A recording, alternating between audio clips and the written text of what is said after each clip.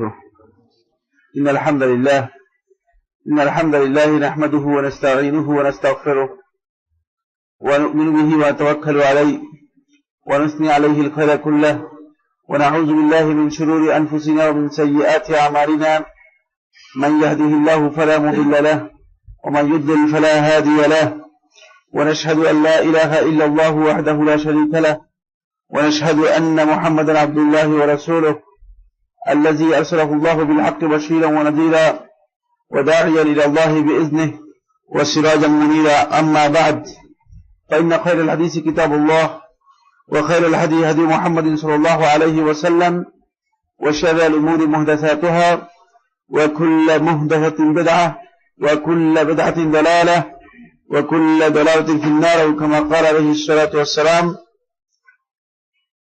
ثم أما بعد، يقول الله سبحانه وتعالى: وأن هذا صراطي مستقيما فاتبعوه ولا تتبعوا السبل فتفرق بكم عن سبيله. সম্মানিত উপস্থিতি, শুরুতেই আল্লাহ সুবহানাহু ওয়া তাআলা আমরা শুকরগুজার হচ্ছি যে মহিয়ান রব্বুল ইজ্জত ওয়াল জালাল মেহেরবানি করে আমাদেরকে এমনি একটি মুহূর্তে অন্যতম একটি দ্বীনি মজলিসে একত্রিত হওয়ার তৌফিক দিয়েছেন। এই জন্য আল্লাহ রাব্বুল আলামিনের শুকরিয়া আদায় করি, আলহামদুলিল্লাহ। আমরা আসলে অনেক আগ থেকেই একটি গুরুত্বপূর্ণ বিষয় নিয়ে আপনাদের সাথে শেয়ার করছিলাম। সেটি হচ্ছে আকীদার ক্ষেত্রে আহলে সুন্নাত ওয়াল জামাতের যে মূলনীতিগুলো রয়েছে, এই মূলনীতিগুলো সংক্ষেপে আপনাদের সামনে তুলে ধরার জন্য আমরা আলোচনা শুরু করেছি। আহলে সুন্নাত ওয়াল জামাত এবং সালফে সালিহিনদের যে পরিচয় রয়েছে, সালাফ বলতে কাদেরকে বোঝায়, আহলে সুন্নাত বলতে কাদেরকে বোঝায়, আহলে সুন্নাত ওয়াল জামাতের নামকরণ করা হয়েছে কিভাবে, এই বিষয়গুলো নিয়ে আমি অনেক কথাই আপনাদের সামনে দৃষ্টি আকর্ষণ করেছি। এখন যে বিষয়টি আজকের আলোচ্য বিষয়, সেটি হচ্ছে এদের মূলনীতি নিয়ে আমরা কথা বলছিলাম। এদের মূলনীতির মধ্যে আমরা প্রথমে যে বিষয়টি আলোচনা শুরু করেছি সেটি হচ্ছে ইস্তিদলাল এবং তালাক্কি। তালাক্কি হচ্ছে কোনো কিছু গ্রহণের ক্ষেত্রে, মানে আপনি আমার কাছ থেকে একটা কথা গ্রহণ করবেন অথবা আরেকজনের কাছ থেকে একটা কথা গ্রহণ করবেন, মানে এটাকে বলা হয় তালাক্কি। আর ইস্তিদলাল হচ্ছে দলিল গ্রহণ।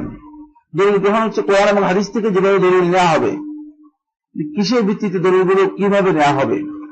ইস্তিদলাল দলিল গ্রহণ এবং মানে কোন বক্তব্য গ্রহণের ক্ষেত্রে আহলে সুন্নাত ওয়াল জামাতের যে মূলনীতিগুলো রয়েছে সেগুলো আমরা আলোচনা শুরু করেছি প্রাথমিক পর্যায়ে। পুরো আলোচনাকে রিপিট করা সম্ভব না। যারা নতুন আছেন তারা হয়তো আলোচনা বিভিন্নভাবে সংগ্রহ করে নিতে পারবেন, কিন্তু ফুল আলোচনা রিপিট করা সম্ভব নয়। সেখানে আমরা প্রথম যে পয়েন্টটি আলোচনা করেছি সেটি হচ্ছে আকীদার মূল উৎস কি। আহলে সুন্নাত ওয়াল জামাতের কাছে এটি একেবারে স্পষ্ট, এটি আল্লাহর পক্ষ থেকে অবধারিত বিষয়। সেটি হচ্ছে কিতাব এবং সুন্নাহ আর সালফে সালিহিনের ইজমা। এটি হচ্ছে আকীদার মূল উৎস। সেখানে অনেকগুলো কথা আমরা আলোচনা করেছি। দ্বিতীয় নম্বর যে মূলনীতির অনুসরণ করে থাকে তালাক্কি এর ক্ষেত্রে আহলে সুন্নাত ওয়াল জামাত, মানে দলিল গ্রহণ এবং কোন বক্তব্য গ্রহণের ক্ষেত্রে, কোন বিধান গ্রহণের ক্ষেত্রে আহলে সুন্নাত ওয়াল জামাত যেই নীতির অনুসরণ করে থাকেন সেটি হচ্ছে রাসূলুল্লাহ সাল্লাল্লাহু আলাইহি ওয়াসাল্লামের সুন্নাহ দ্বারা যেগুলো সাব্যস্ত হয়েছে সহিভাবে, সেগুলো আমল যেমনিভাবে সেগুলো কবুল করা গ্রহণ করা ওয়াজিব, তেমনিভাবে সেগুলো আমল করা ওয়াজিব যদি সহিহ হাদিস দ্বারা সাব্যস্ত হয়। সেখানে আহলে সুন্নাত ওয়াল জামাত, আমরা বলেছি এই কথা, মুতাওয়াতির, খবর ওয়াহিদ, মশহুর, মুস্তাফিজ, আজিজ, এই যেই প্রকারেরই হোক না কেন হাদিস, যে ধরনেরই হোক না কেন, আহলে সুন্নাত ওয়াল জামাত এই ক্ষেত্রে কোন ধরনের ফারাক বা তফাৎ করেন না। আহলে সুন্নাত ওয়াল জামাতের এই হচ্ছে ভিত্তি। এগুলো হাদিসের প্রকার, আমি যেগুলো বললাম এগুলো হাদিসের প্রকার, এগুলো দীর্ঘ আলোচনা মানে রয়েছে, কিন্তু এগুলো এই আলোচনার মধ্যে অন্তর্ভুক্ত নয়। খবর ওয়াহিদ কাকে বলা হয় সেটা আমরা সেখানে তুলে ধরেছি। খবর ওয়াহিদ আকীদার ক্ষেত্রে কিন্তু গ্রহণযোগ্য। খবর ওয়াহিদ হচ্ছে এমন হাদিস যে হাদিস প্রত্যেক যুগে একজন বর্ণাকারী বর্ণনা করেছে। ইসলামে যে তিনটি যুগ বর্ণনার, যে তিনটি যুগ রয়েছে হাদিস বর্ণনার, একটা হচ্ছে সাহাবীদের যুগ, তারপরে তাবিঈনদের যুগ, তারপরে তবে তাবিঈনদের যুগ। এই তিন যুগেই এমন একজন বর্ণাকারী যে হাদিসটি বর্ণনা করেছেন সেটা হচ্ছে খবর ওয়াহিদ। একজন বর্ণাকারী যেটা বর্ণনা করেছে সেটা হচ্ছে খবর ওয়াহিদ। তিন যুগে যে কোনো এক যুগে, ভুল বলেছি, তিন যুগে যে কোনো এক যুগে একজন বর্ণাকারী যদি বর্ণনা করে থাকে তাহলে সেটা হচ্ছে খবর ওয়াহিদ। এরপরে আমরা বলেছি যে কিতাব এবং সুন্নাহ এর উপলব্ধি এবং বুঝের ক্ষেত্রে আহলে সুন্নাত ওয়াল জামাত সেখানে একটা সুনির্দিষ্ট নিয়মের অনুসরণ করে থাকে। সেটা হচ্ছে কিতাব এবং সুন্নাহ যদি এর বিবরণ থাকে তাহলে প্রথমে সেটাকে প্রাধান্য দেওয়া হবে। আর কিতাব এবং সুন্নাহ এর মধ্যে যদি সেটার বিবরণ না থাকে তাহলে সালফে সালেহিন যেটা বুঝেছেন, রাসূলুল্লাহ সাল্লাল্লাহু আলাইহি ওয়াসাল্লাম সাহাবীরা যেটা বুঝেছেন সেটাকে প্রাধান্য দেবেন। এই ক্ষেত্রে সালফে সালেহিনের বুঝে যদি মানে এমন কোনো বক্তব্য না থাকে তবে সেটা খুব বিরল। তাহলে সালফে সালেহিনদের মানহাজ যারা এই মেথোডোলজির অনুসরণ করেছে, এই মেথডকে পদ্ধতিকে অনুসরণ করেছে, এই সিস্টেমে মানে একই পদ্ধতিতে যারা মানে ইস্তেমবাত দলিল গ্রহণ করেছে, তাদের যে পদ্ধতি আছে সেই পদ্ধতি অনুসরণ করে আহলে সুন্নাত ওয়াল জামাত কিতাব এবং সুন্নাহ উপলব্ধি করবে এবং বুঝবে। এটা সহজ কথা আমরা বুঝাতে গেলে সেটা সেই আলোচনাগুলো আমরা করেছি সেখানে। এরপরে যে কথাগুলো বলেছি সেটা হলো দ্বীনের যে মূল বিষয়গুলো, মৌলিক যে বিষয়গুলো, উসুলুদ্দিন যেটাকে বলা হয় থাকে, মানে দ্বীনের বিষয়গুলো দুভাগে বিভক্ত। একটা হচ্ছে উসুলুদ্দিন আর একটা হচ্ছে ফুরুউদ্দিন। দ্বীনের ফুরু হচ্ছে শাখা প্রশাখাগুলো, আর উসুল হচ্ছে যেগুলো দ্বীনের মূল বিষয়গুলো। তো দ্বীনের যে মূল বিষয়গুলো আছে এগুলো সবগুলোই রাসূলুল্লাহ সাল্লাল্লাহু আলাইহি ওয়াসাল্লাম বর্ণনা করে দিয়ে গেছেন। আহলে সুন্নাত ওয়াল জামাতের মূলনীতি হচ্ছে এটি, সবগুলো রাসূলুল্লাহ সাল্লাল্লাহু আলাইহি ওয়াসাল্লাম বর্ণনা করে দিয়ে গেছেন।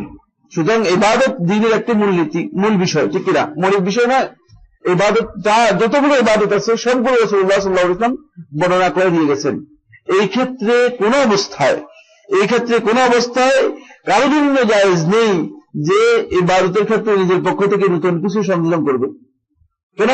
যেহেতু মূলনীতি যেগুলো, মূল বিষয় যেগুলো, সেগুলো রাসূলুল্লাহ সাল্লাল্লাহু আলাইহি ওয়াসাল্লাম আলোচিত করে গেছেন, সেগুলো বর্ণনা করে গেছেন, সেগুলো ইসলামের মধ্যে বিবৃত, ইসলামের মধ্যে আলোচিত বিষয়। সুতরাং নতুন করে কোনো সংযোজন বা নতুন করে কোনো জিনিস আবিষ্কার করার কোনো প্রয়োজন নেই, সেটা আমরা আলোচনা করেছি। আজকের 5 নম্বর পয়েন্ট যেটি, তাহলে 4টি মূলনীতি আমরা আলোচনা করে ফেলেছি এবং সেখানে আমরা বিস্তারিত অনেক কথা বলেছি। 5 নম্বর যে মূলনীতি আজকে আলোচ্য বিষয় সেটা হচ্ছে التسليم لله ولرسوله صلى الله عليه وسلم ظاهرا وباطنا। প্রকাশ্যে একমাত্র আল্লাহ এবং তার রাসূলের কাছেই আমাদেরকে আত্মসমর্পণ করতে হবে এবং তাদের কাছে তাদের বক্তব্যই আমাদেরকে মেনে নিতে হবে। এটা হচ্ছে আহলে সুন্নাত ওয়াল জামাতের বক্তব্য। মানে প্রকাশ্যে বলা হয়েছে কোন বক্তব্য যদি প্রকাশ্যে বুঝে যায় তাহলে তো সেটা প্রকাশ্য যে অর্থ রয়েছে সেটাই আমরা মেনে নেব, সেটাই আমরা গ্রহণ করব। আর যদি কোনো বক্তব্য না প্রকাশ্যে বুঝে যায় না, কিন্তু এর মধ্যে মানে এর মর্ম রয়েছে, এর মর্ম থেকে এটা বুঝে যায়, তাহলে সেটা আমাদেরকে মেনে নিতে হবে। মানে কোন জিনিসের প্রকাশ্য অপ্রকাশ্য অর্থ নিজের পক্ষ থেকে করার সুযোগ নেই। যেমন কেউ মানে কোরআনে কারীমের কোন আয়াতের অর্থ করলো নিজের পক্ষ থেকে, যে এটা হলো এর জাহেরি অর্থ, আর এর বাতিনি অর্থ হচ্ছে এটি, এটা করার কোনো সুযোগ নেই। জাহের এবং বাতিন এই দুটাকে ভাগ করে, যে জাহের আমরা করব কোরআনে কারীম থেকে যেভাবে পেয়েছি অথবা রাসূলুল্লাহ সাল্লাল্লাহু আলাইহি ওয়াসাল্লাম হাদিসের মধ্যে যেভাবে পেয়েছি, জাহের সেভাবেই আমরা পালন করব, কিন্তু বাতিনটা আমরা নিজেরা ব্যাখ্যা দেব। যা কোরআনে কারীমের মধ্যে মানে এই বাতিনি অর্থ রয়েছে বা এই মানে গোপনীয়, বাতিনি বলতে গোপনীয় বোঝায়, এই গোপনীয় অর্থ রয়েছে। মূলত জাহির হোক বাতিন হোক, যদি বাতিন আপনি মনে করেন যে এর মধ্যে বাতিন আছে, আপনি মনে করেন যে এর মধ্যে কি রয়েছে, বাতিন রয়েছে। যেমন যারা কোরআনে কারীমের এই আয়াতের তাফসীর করে থাকে, ইয়া আইয়ুহাল্লাযীনা আমানু তাকুল্লাহ ওয়াত্তাকু ইলাইহিল ওয়াসিলা, হে ঈমানদারগণ তোমরা আল্লাহ রাব্বুল আলামিনকে ভয় করো, ওয়াত্তাকু ইলাইহিল ওয়াসিলা, এবং তোমরা ওয়াত্তাকু ইলাইহিল ওয়াসিলা আল্লাহ রাব্বুল আলামিনের কাছে, আল্লাহ রাব্বুল আলামিনের প্রতি তোমরা ওয়াসিলা তালাশ করো, অনুসন্ধান করো। এখন ওসিলার জাহের যে বক্তব্য, ওসিলা দ্বারা মানে বক্তব্যের মাধ্যমে যেটা সুস্পষ্ট বুঝে দেয়, ওসিলা হচ্ছে, ওসিলার তাফসীর বা মানে শাব্দিক অর্থ হচ্ছে রিয়াল করবা, সেটা হচ্ছে নৈকট্য। আর ওসিলার মানে যেটা বুঝি সাহাবীরা যেটা বুঝেছেন ওসিলা দ্বারা, সেটা হচ্ছে ওসিলার মূল অর্থ হচ্ছে, ওসিলা দিয়ে বোঝানো হয়েছে এখানে এই আয়াতের মধ্যে আল আমালুস সালেহা, নেক আমল সমূহ। ওসিলা দিয়ে কি বোঝানো হয়েছে? নেক আমল সমূহ বোঝানো হয়েছে। এটা সাহাবীরা এর বুঝেছেন। এটার প্রকাশ্য অর্থ হচ্ছে নৈকট্যরা, মানে আল্লাহর নৈকট্য, আল্লাহ রাব্বুল আলামিনের নৈকট্য লাভ করার, বা আল্লাহ রাব্বুল আলামিনের দিকে আমাদেরকে পৌঁছে দিতে পারে এমন যত কাজ আছে সবগুলোকেই ওসিলা বলা লাগে প্রকাশ্যে। আর এর অপ্রকাশ্য অর্থ হচ্ছে, যেটা বাতিনি যে অর্থ হচ্ছে, সেটা হচ্ছে এখানে মূলত সালফে সালেহিন বুঝেছেন যে ওসিলা দ্বারা বোঝানো হয়েছে আল আমালুস সালেহাকে, নেক আমলকে বোঝানো হয়েছে। এখন যদি কেউ এসে তাফসীর করে বলে না, ওসিলা দ্বারা জাহির যে অর্থ বুঝে, মানে প্রকাশ্যে যে অর্থ বুঝা যায়, সেই অর্থটা হচ্ছে মাধ্যম, আর মাধ্যম দিয়ে মূলত এখানে বোঝানো হয়েছে পীর দ্বারাকে, এটা হচ্ছে এর বাতিনি অর্থ। এটা কোন অবস্থায় গ্রহণযোগ্য হবে না। কেন গ্রহণযোগ্য হবে না? যেহেতু আল্লাহ এবং তার রাসূল এই ধরনের কোনো ব্যাখ্যা দেন নাই। যদি বাতিনি অর্থ করতে হয় তাহলেও আল্লাহ এবং তার রাসূলের ব্যাখ্যার কাছে আমাদের একটু করতে হবে, আত্মসমর্পণ করতে হবে। আল্লাহ এবং তার রাসূলের ব্যাখ্যাকেই আমাদেরকে মেনে নিতে হবে। এই জন্য আহলে সুন্নাত ওয়াল জামাতের মূলনীতি হচ্ছে আত-তাসলিমু লিল্লাহি ওয়া রাসূলিহি, আল্লাহ এবং রাসূল সাল্লাল্লাহু আলাইহি ওয়াসাল্লামের মূলনীতি যেটা হয়েছে সেটা তার জন্য মেনে নিতে হবে কোন অবস্থাতেই। এরপরে কথাগুলো আসতেছে, ফালা ইউআরাদু শাইউন মিনাল কিতাবি ওয়াস সুন্নাহ। সুতরাং কোরআনে কারীমের কোন আয়াত অথবা রাসূলুল্লাহ সাল্লাল্লাহু আলাইহি ওয়াসাল্লামের সহিহ হাদিসের কোন সহিহ হাদিস কোন অবস্থায় এটা কনফ্লিক্ট করা যাবে না, কোন অবস্থায় এটাকে সাংঘর্ষিক করা যাবে না। এমন বিকিয়াস, কিয়াস দিয়ে, আন্দাজ দিয়ে, অনুমান দিয়ে কোন অবস্থায় কোন একটি আয়াতকে কিয়াস দিয়ে বাতিল করা যাবে না। কোন অবস্থায় বাতিল করার কোন সুযোগ নেই। যদি কেউ মনে করেন না এই আয়াত এই কিয়াসের মাধ্যমে বাতিল হয়ে গেছে, এই আয়াত এই কিয়াসের মাধ্যমে বাতিল হয়ে গেছে, তাহলে বুঝতে হবে যে তিনি আহলুস সুন্নাত ওয়াল জামাতের মানহাজ ইসতিদলালের ক্ষেত্রে, দলিল গ্রহণের ক্ষেত্রে আহলুস সুন্নাত ওয়াল জামাতের যে মূলনীতি রয়েছে সেই মূলনীতির বিপরীত বক্তব্য দিচ্ছেন। কারণ আহলুস সুন্নাত ওয়াল জামাত কোন অবস্থাতেই কোরআনে কারীমের কোন আয়াতকে কিয়াসের মাধ্যমে কি করেননি, তারা কোন অবস্থায় রহিত মনে করেন না, কোন অবস্থায় এটাকে সাংঘর্ষিক মনে করতেন না। সুতরাং কিয়াস নিয়ে এসে এটাকে সাংঘর্ষিক করার কোন সুযোগ নেই। যেমন রাসূলুল্লাহ সাল্লাল্লাহু আলাইহি ওয়াসাল্লামের হাদিস সুনান তিরমিজির মধ্যে এসেছে, রাসূলুল্লাহ সাল্লাল্লাহু আলাইহি ওয়াসাল্লাম থেকে এভাবে এসেছে, আশআরা রাসূলুল্লাহ সাল্লাল্লাহু আলাইহি ওয়াসাল্লাম আল-বাদানা। রাসূলুল্লাহ সাল্লাল্লাহু আলাইহি ওয়াসাল্লাম হজের যে হাদি রয়েছে, উট, যে উটকে হাদি হিসেবে নিয়েছেন, এগুলোকে ইশার করেছেন। ইশার হচ্ছে কি? ইশার হলো উটের যে উপরে যে একটা অংশ থাকে ছুরির মতো, এখানে ছুরিকে আঘাত করা, যাতে করে কি হালকা রক্ত ঝরতে থাকে, আর মানুষ মনে করে যে উটকে এটা মূলত আল্লাহ রাস্তায় জবে করার জন্য হাদি হিসেবে নেওয়া হচ্ছে। রাসূলুল্লাহ সাল্লাল্লাহু আলাইহি ওয়াসাল্লাম এটা ইশার করেছেন, হাদিস দ্বারা সাব্যস্ত হয়েছে, একেবারে সেই হাদিস দ্বারা সাব্যস্ত হয়েছে। এখন একজন এসে বললেন যে না, এটা কিয়াসের পরিপন্থী। কিভাবে একটা প্রাণীকে, রাসূলুল্লাহ সাল্লাল্লাহু আলাইহি ওয়াসাল্লাম বলেছেন হাদিসের মধ্যে যে তোমরা কোন অবস্থায় কোন প্রাণীকে মানে কষ্ট দিতে পারবে না, ফাইজা যাবাহাতুম ফাআহসিনুল যাবহ, যখন জবে করবে তখন তোমরা খুব উত্তমভাবে জবে করবে, সুন্দরভাবে জবে করবে। এখন এই প্রাণীকে তুমি এভাবে আঘাত করে রক্ত প্রবাহিত করতেছো আর এই ইশারা করতেছো, এটা তো মানে কিয়াসের পরিপন্থী। কিয়াসে এটাকে মুসলা বলা হয়, এটা বিকৃতি সাধন করলা, এটা জায়েজ নেই। কিন্তু এই কথা বলার কোনো অধিকার ইসলামের মধ্যে নেই। কারণ হচ্ছে রাসূলুল্লাহ সাল্লাল্লাহু আলাইহি ওয়াসাল্লাম থেকে যেহেতু হাদিসের মাধ্যমে সাব্যস্ত হয়ে গিয়েছে, বিষয়টি হাদিসের মাধ্যমে সাব্যস্ত হয়ে গেছে, সুতরাং কারো অধিকার নেই কিয়াসের মাধ্যমে এটাকে কি করতে পারে, রহিত করতে পারে, বা কিয়াসের মাধ্যমে এটাকে সাংঘর্ষিক মনে করে কিয়াসকে এখানে প্রাধান্য দিতে পারে। এই জন্য ইমাম আহমদ ইবনে হাম্বল রাহিমাহুল্লাহ আলাইহি যখন তিনি রাসূলুল্লাহ সাল্লাল্লাহু আলাইহি ওয়াসাল্লামের কোন দঈফ হাদিস পেতেন, তখন দঈফ হাদিসকে দঈফ হওয়া সত্ত্বেও, কারণ দঈফ হাদিসের সম্ভাবনা রয়েছে, এতটুকু সম্ভাবনা রয়েছে যে দঈফ হাদিস মনে করেন কিছু পার্সেন্টেজ আছে যেটা সহিহ হতে পারে। কথা বুঝে আসছে কিনা? সহিহ হওয়ার একটা সম্ভাবনা রয়েছে, কারণ অনেক দঈফ হাদিস মুতাকাদ্দিমিনদের কাছে দঈফ ছিল, কিন্তু মুতাআখিরিনরা এখন যখন হাদিসের কিতাবগুলো আরো ব্যাপকভাবে প্রচার লাভ করেছে, প্রসারিত হয়েছে, মুতাআখিরিনরা আরো দিরাসা করার পরে, আরো স্টাডি করার পরে পরবর্তী যুগের লোকদের কাছে বিষয়টি স্পষ্ট হয়েছে, এবং পরবর্তী যুগের লোকেরা এটা বুঝতে পেরেছে, উপলব্ধি করতে পেরেছে যে না, এই হাদিসটা মুতাকাদ্দিমিনরা যদিও দঈফ বলেছেন কিন্তু দঈফ নয়, এই হাদিসটা সহিহ। এই হাদিসটা কি সহিহ? তাহলে বোঝা গেল যে মানে হাদিস কখনো, দঈফ হাদিস কখনো কি হতে পারে, সহিহ হওয়ার সম্ভাবনা রয়েছে। আবার এই দঈফ হাদিস, দুর্বল হাদিস একেবারে হাদিস না হওয়ার সম্ভাবনা রয়েছে, একেবারে হাদিস না হওয়ার কি রয়েছে, সম্ভাবনা রয়েছে। যে বিষয়টুকু এই দুটি ইহতিমাল রাখে, মানে হাদিস হওয়ারও সম্ভাবনা রয়েছে, সহিহ হয়ে যাওয়ার সম্ভাবনা রয়েছে, আবার একেবারে হাদিস না হওয়ার সম্ভাবনা রয়েছে। যদি এমন কোন বিষয় আসে সেটাকে রাসূলুল্লাহ সাল্লাল্লাহু আলাইহি ওয়াসাল্লামের দিকে সম্পর্কিত করা হারাম, জায়েজ নেই। সুতরাং এই কারণে দঈফ হাদিস রাসূলুল্লাহ সাল্লাল্লাহু আলাইহি ওয়াসাল্লামের দিকে সম্পর্কিত করা উচিত না। কিন্তু আহমদ ইবনে হাম্বল রাহমাতুল্লাহ আলাইহি দৈফ হাদিসকে গ্রহণ করতেন কিয়াসের বিপরীতে। কিয়াসের বিপরীতে এই জন্য গ্রহণ করতেন কারণ কিয়াস যেটা এটা তো নিজের মানুষের বিবেক দ্বারা গ্রহণযোগ্য, বিবেক দ্বারা এসেছে, কিন্তু দৈফ হাদিস যেটা সেটা তো বর্ণনার মাধ্যমে এসেছে, একদল লোকের বর্ণনার মাধ্যমে এসেছে, হতে পারে যে সেটা সামান্যতম সম্ভাবনা রয়েছে সহিহ হওয়ার। এই জন্য তিনি দৈফ হাদিসকে প্রাধান্য দিতেন, কি করতেন, দৈফ হাদিস গ্রহণ করতেন কিয়াসের বিপরীতে। তারপরেও কিয়াসকে কি করতেন না, প্রাধান্য দিতেন না। কিন্তু একদল লোক দৈফ হাদিসকে গ্রহণ করতেন না, কিয়াসকে প্রাধান্য দিতেন, কিন্তু আবার কিয়াস দিয়ে রাসূলুল্লাহ সাল্লাল্লাহু আলাইহি ওয়াসাল্লাম সহিহ হাদিসকে কি করতেন, রদ করে দিতেন, সহিহ হাদিসকে সাংঘর্ষিক মনে করে সেটাকে বাতিল করে দিতেন। এটা কোন অবস্থায় জায়েজ নেই। তাহলে আমরা এখানে যেটা বুঝতে পারলাম সেটা হচ্ছে কিয়াস দিয়ে কোন অবস্থাতেই আল্লাহ রাব্বুল আলামিনের বক্তব্যকে অথবা রাসূলুল্লাহ সাল্লাল্লাহু আলাইহি ওয়াসাল্লামের কোন হাদিসকে, সেই হাদিসকে কিয়াস দিয়ে কি করার, কোন অবস্থাতেই সেটাকে বাতিল করার সুযোগ নেই, অথবা কোন অবস্থাতে সেটাকে সাংঘর্ষিক করার সুযোগ নেই, এবং সেখানে কিয়াসকে গ্রহণ করার যে এই দুইয়ের মধ্যে সাংঘর্ষিক সংঘর্ষ রয়েছে, সুতরাং এটা আমরা গ্রহণ করতে পারলাম না, এটি সহি নয়, সুযোগ নেই।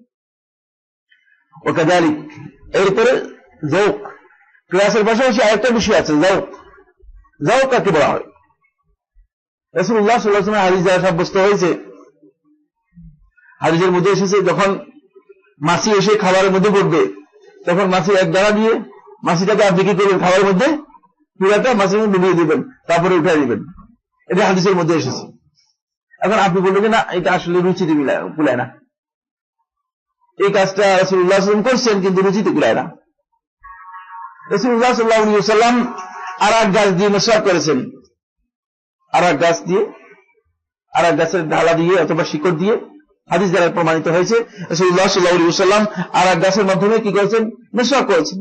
আপনি বলেন যে এটা একটা অরুচিকর কাজ, রুচি দিয়ে আপনি রাসূলুল্লাহ হাদিসকে বিচার করলেন, আপনার রুচি দিয়ে, আপনার ধারণা, ইচ্ছা দিয়ে আপনি রাসূলুল্লাহ সাল্লাল্লাহু আলাইহি ওয়াসাল্লাম হাদিসকে বিচার করলেন, গ্রহণ করলেন বা বর্জন করলেন, অথবা এটাকে আপনি বলেন যে এটা আসলে রুচিটা অনেকটা বিবেকের কাছাকাছি, যে এটা আসলে হতে পারে না, এটা কেমন হয়, এটা হাদিস দ্বারা মানে যদিও হাদিস দ্বারা বলা হয়েছে কিন্তু বিষয়টা আসলে আমাদের রুচিতে মানে যথাযথ নয়।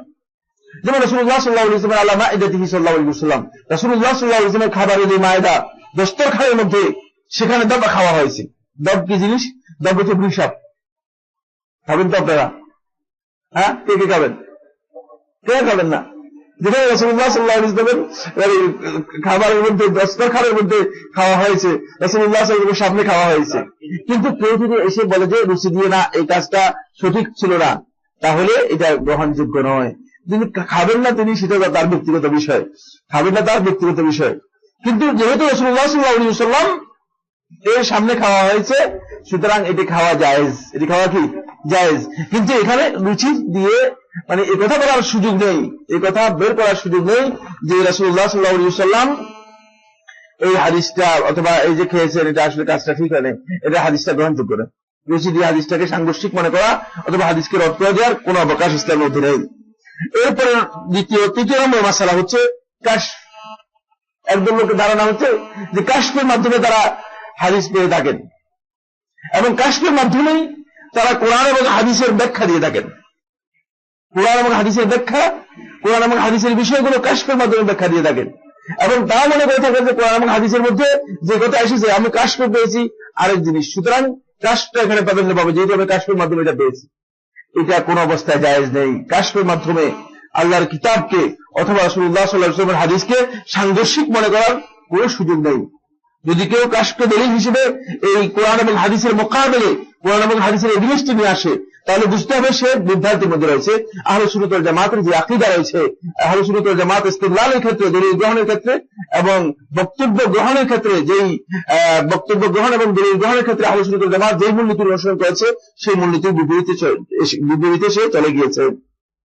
ওয়ালা কাউলি শাইখিন, অনুরূপভাবে কোন শেখ, কোন ইমাম, কোন বুজুর্গ, কোন পীর এর বক্তব্যকে রাসূলের বক্তব্যে সাংঘর্ষিক করার কোনো সুযোগ নেই, অথবা কোরআনে কারীমে সাংঘর্ষিক করার কোনো সুযোগ নেই।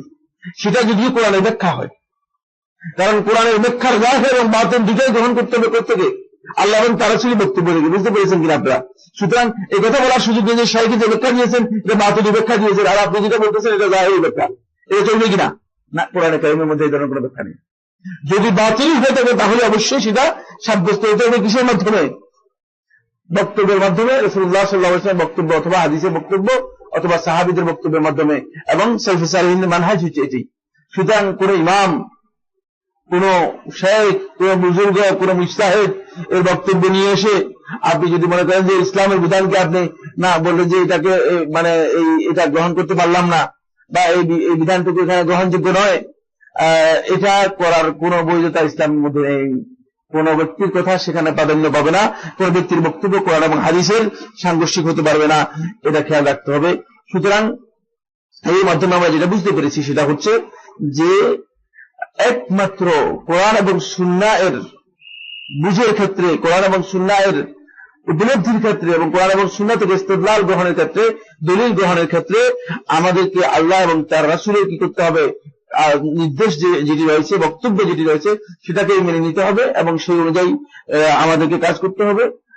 এক্ষেত্রে কোন অবস্থায় কোরআন এবং হাদিসকে আমরা যে পয়েন্টগুলো আলোচনা করলাম, 4টি বা 5টি পয়েন্টের মধ্যে যেগুলো আলোচনা করেছি, সেই পয়েন্টে কোন অবস্থায় কোরআন এবং হাদিসকে কনফ্লিক্ট করা যাবে না, সাংঘর্ষিক করা যাবে না, সাংঘর্ষিক করার কোনো সুযোগ নেই।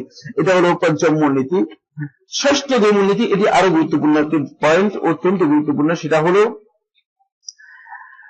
আল আকলু সহিহ মুওয়াফিকুন লিন নাকলি সহিহ। মানুষের কাছে দুটি বিষয় রয়েছে। মানুষের নিজস্ব একটা পুঁজি আর একটা হচ্ছে বাইরের পুঁজি। মানে আপনার যে নিজস্ব পুঁজি সেটা হচ্ছে আকল, আপনার নিজস্ব পুঁজি যেটি সেটা হচ্ছে আকল, ইন্টেলেক্ট, বিবেক, মানুষের যে বুদ্ধি রয়েছে। এই আকলের কাজটা কি? এই আকলের কাজ হচ্ছে মূলত মানে এই যে দুনিয়ায় যত জ্ঞান আছে সবগুলো জ্ঞানকে উপলব্ধি করা। আকল নিজে কিন্তু জ্ঞান নয়। একজন লোক এখন পরিপুষ্ট হয়ে যাচ্ছে এবং বিশাল বিভ্রান্তির মধ্যে রয়েছে, তারা আকলকে জ্ঞান মনে করতেছে, কিন্তু আকল আসলে ইলম নয়, নলেজ নয়।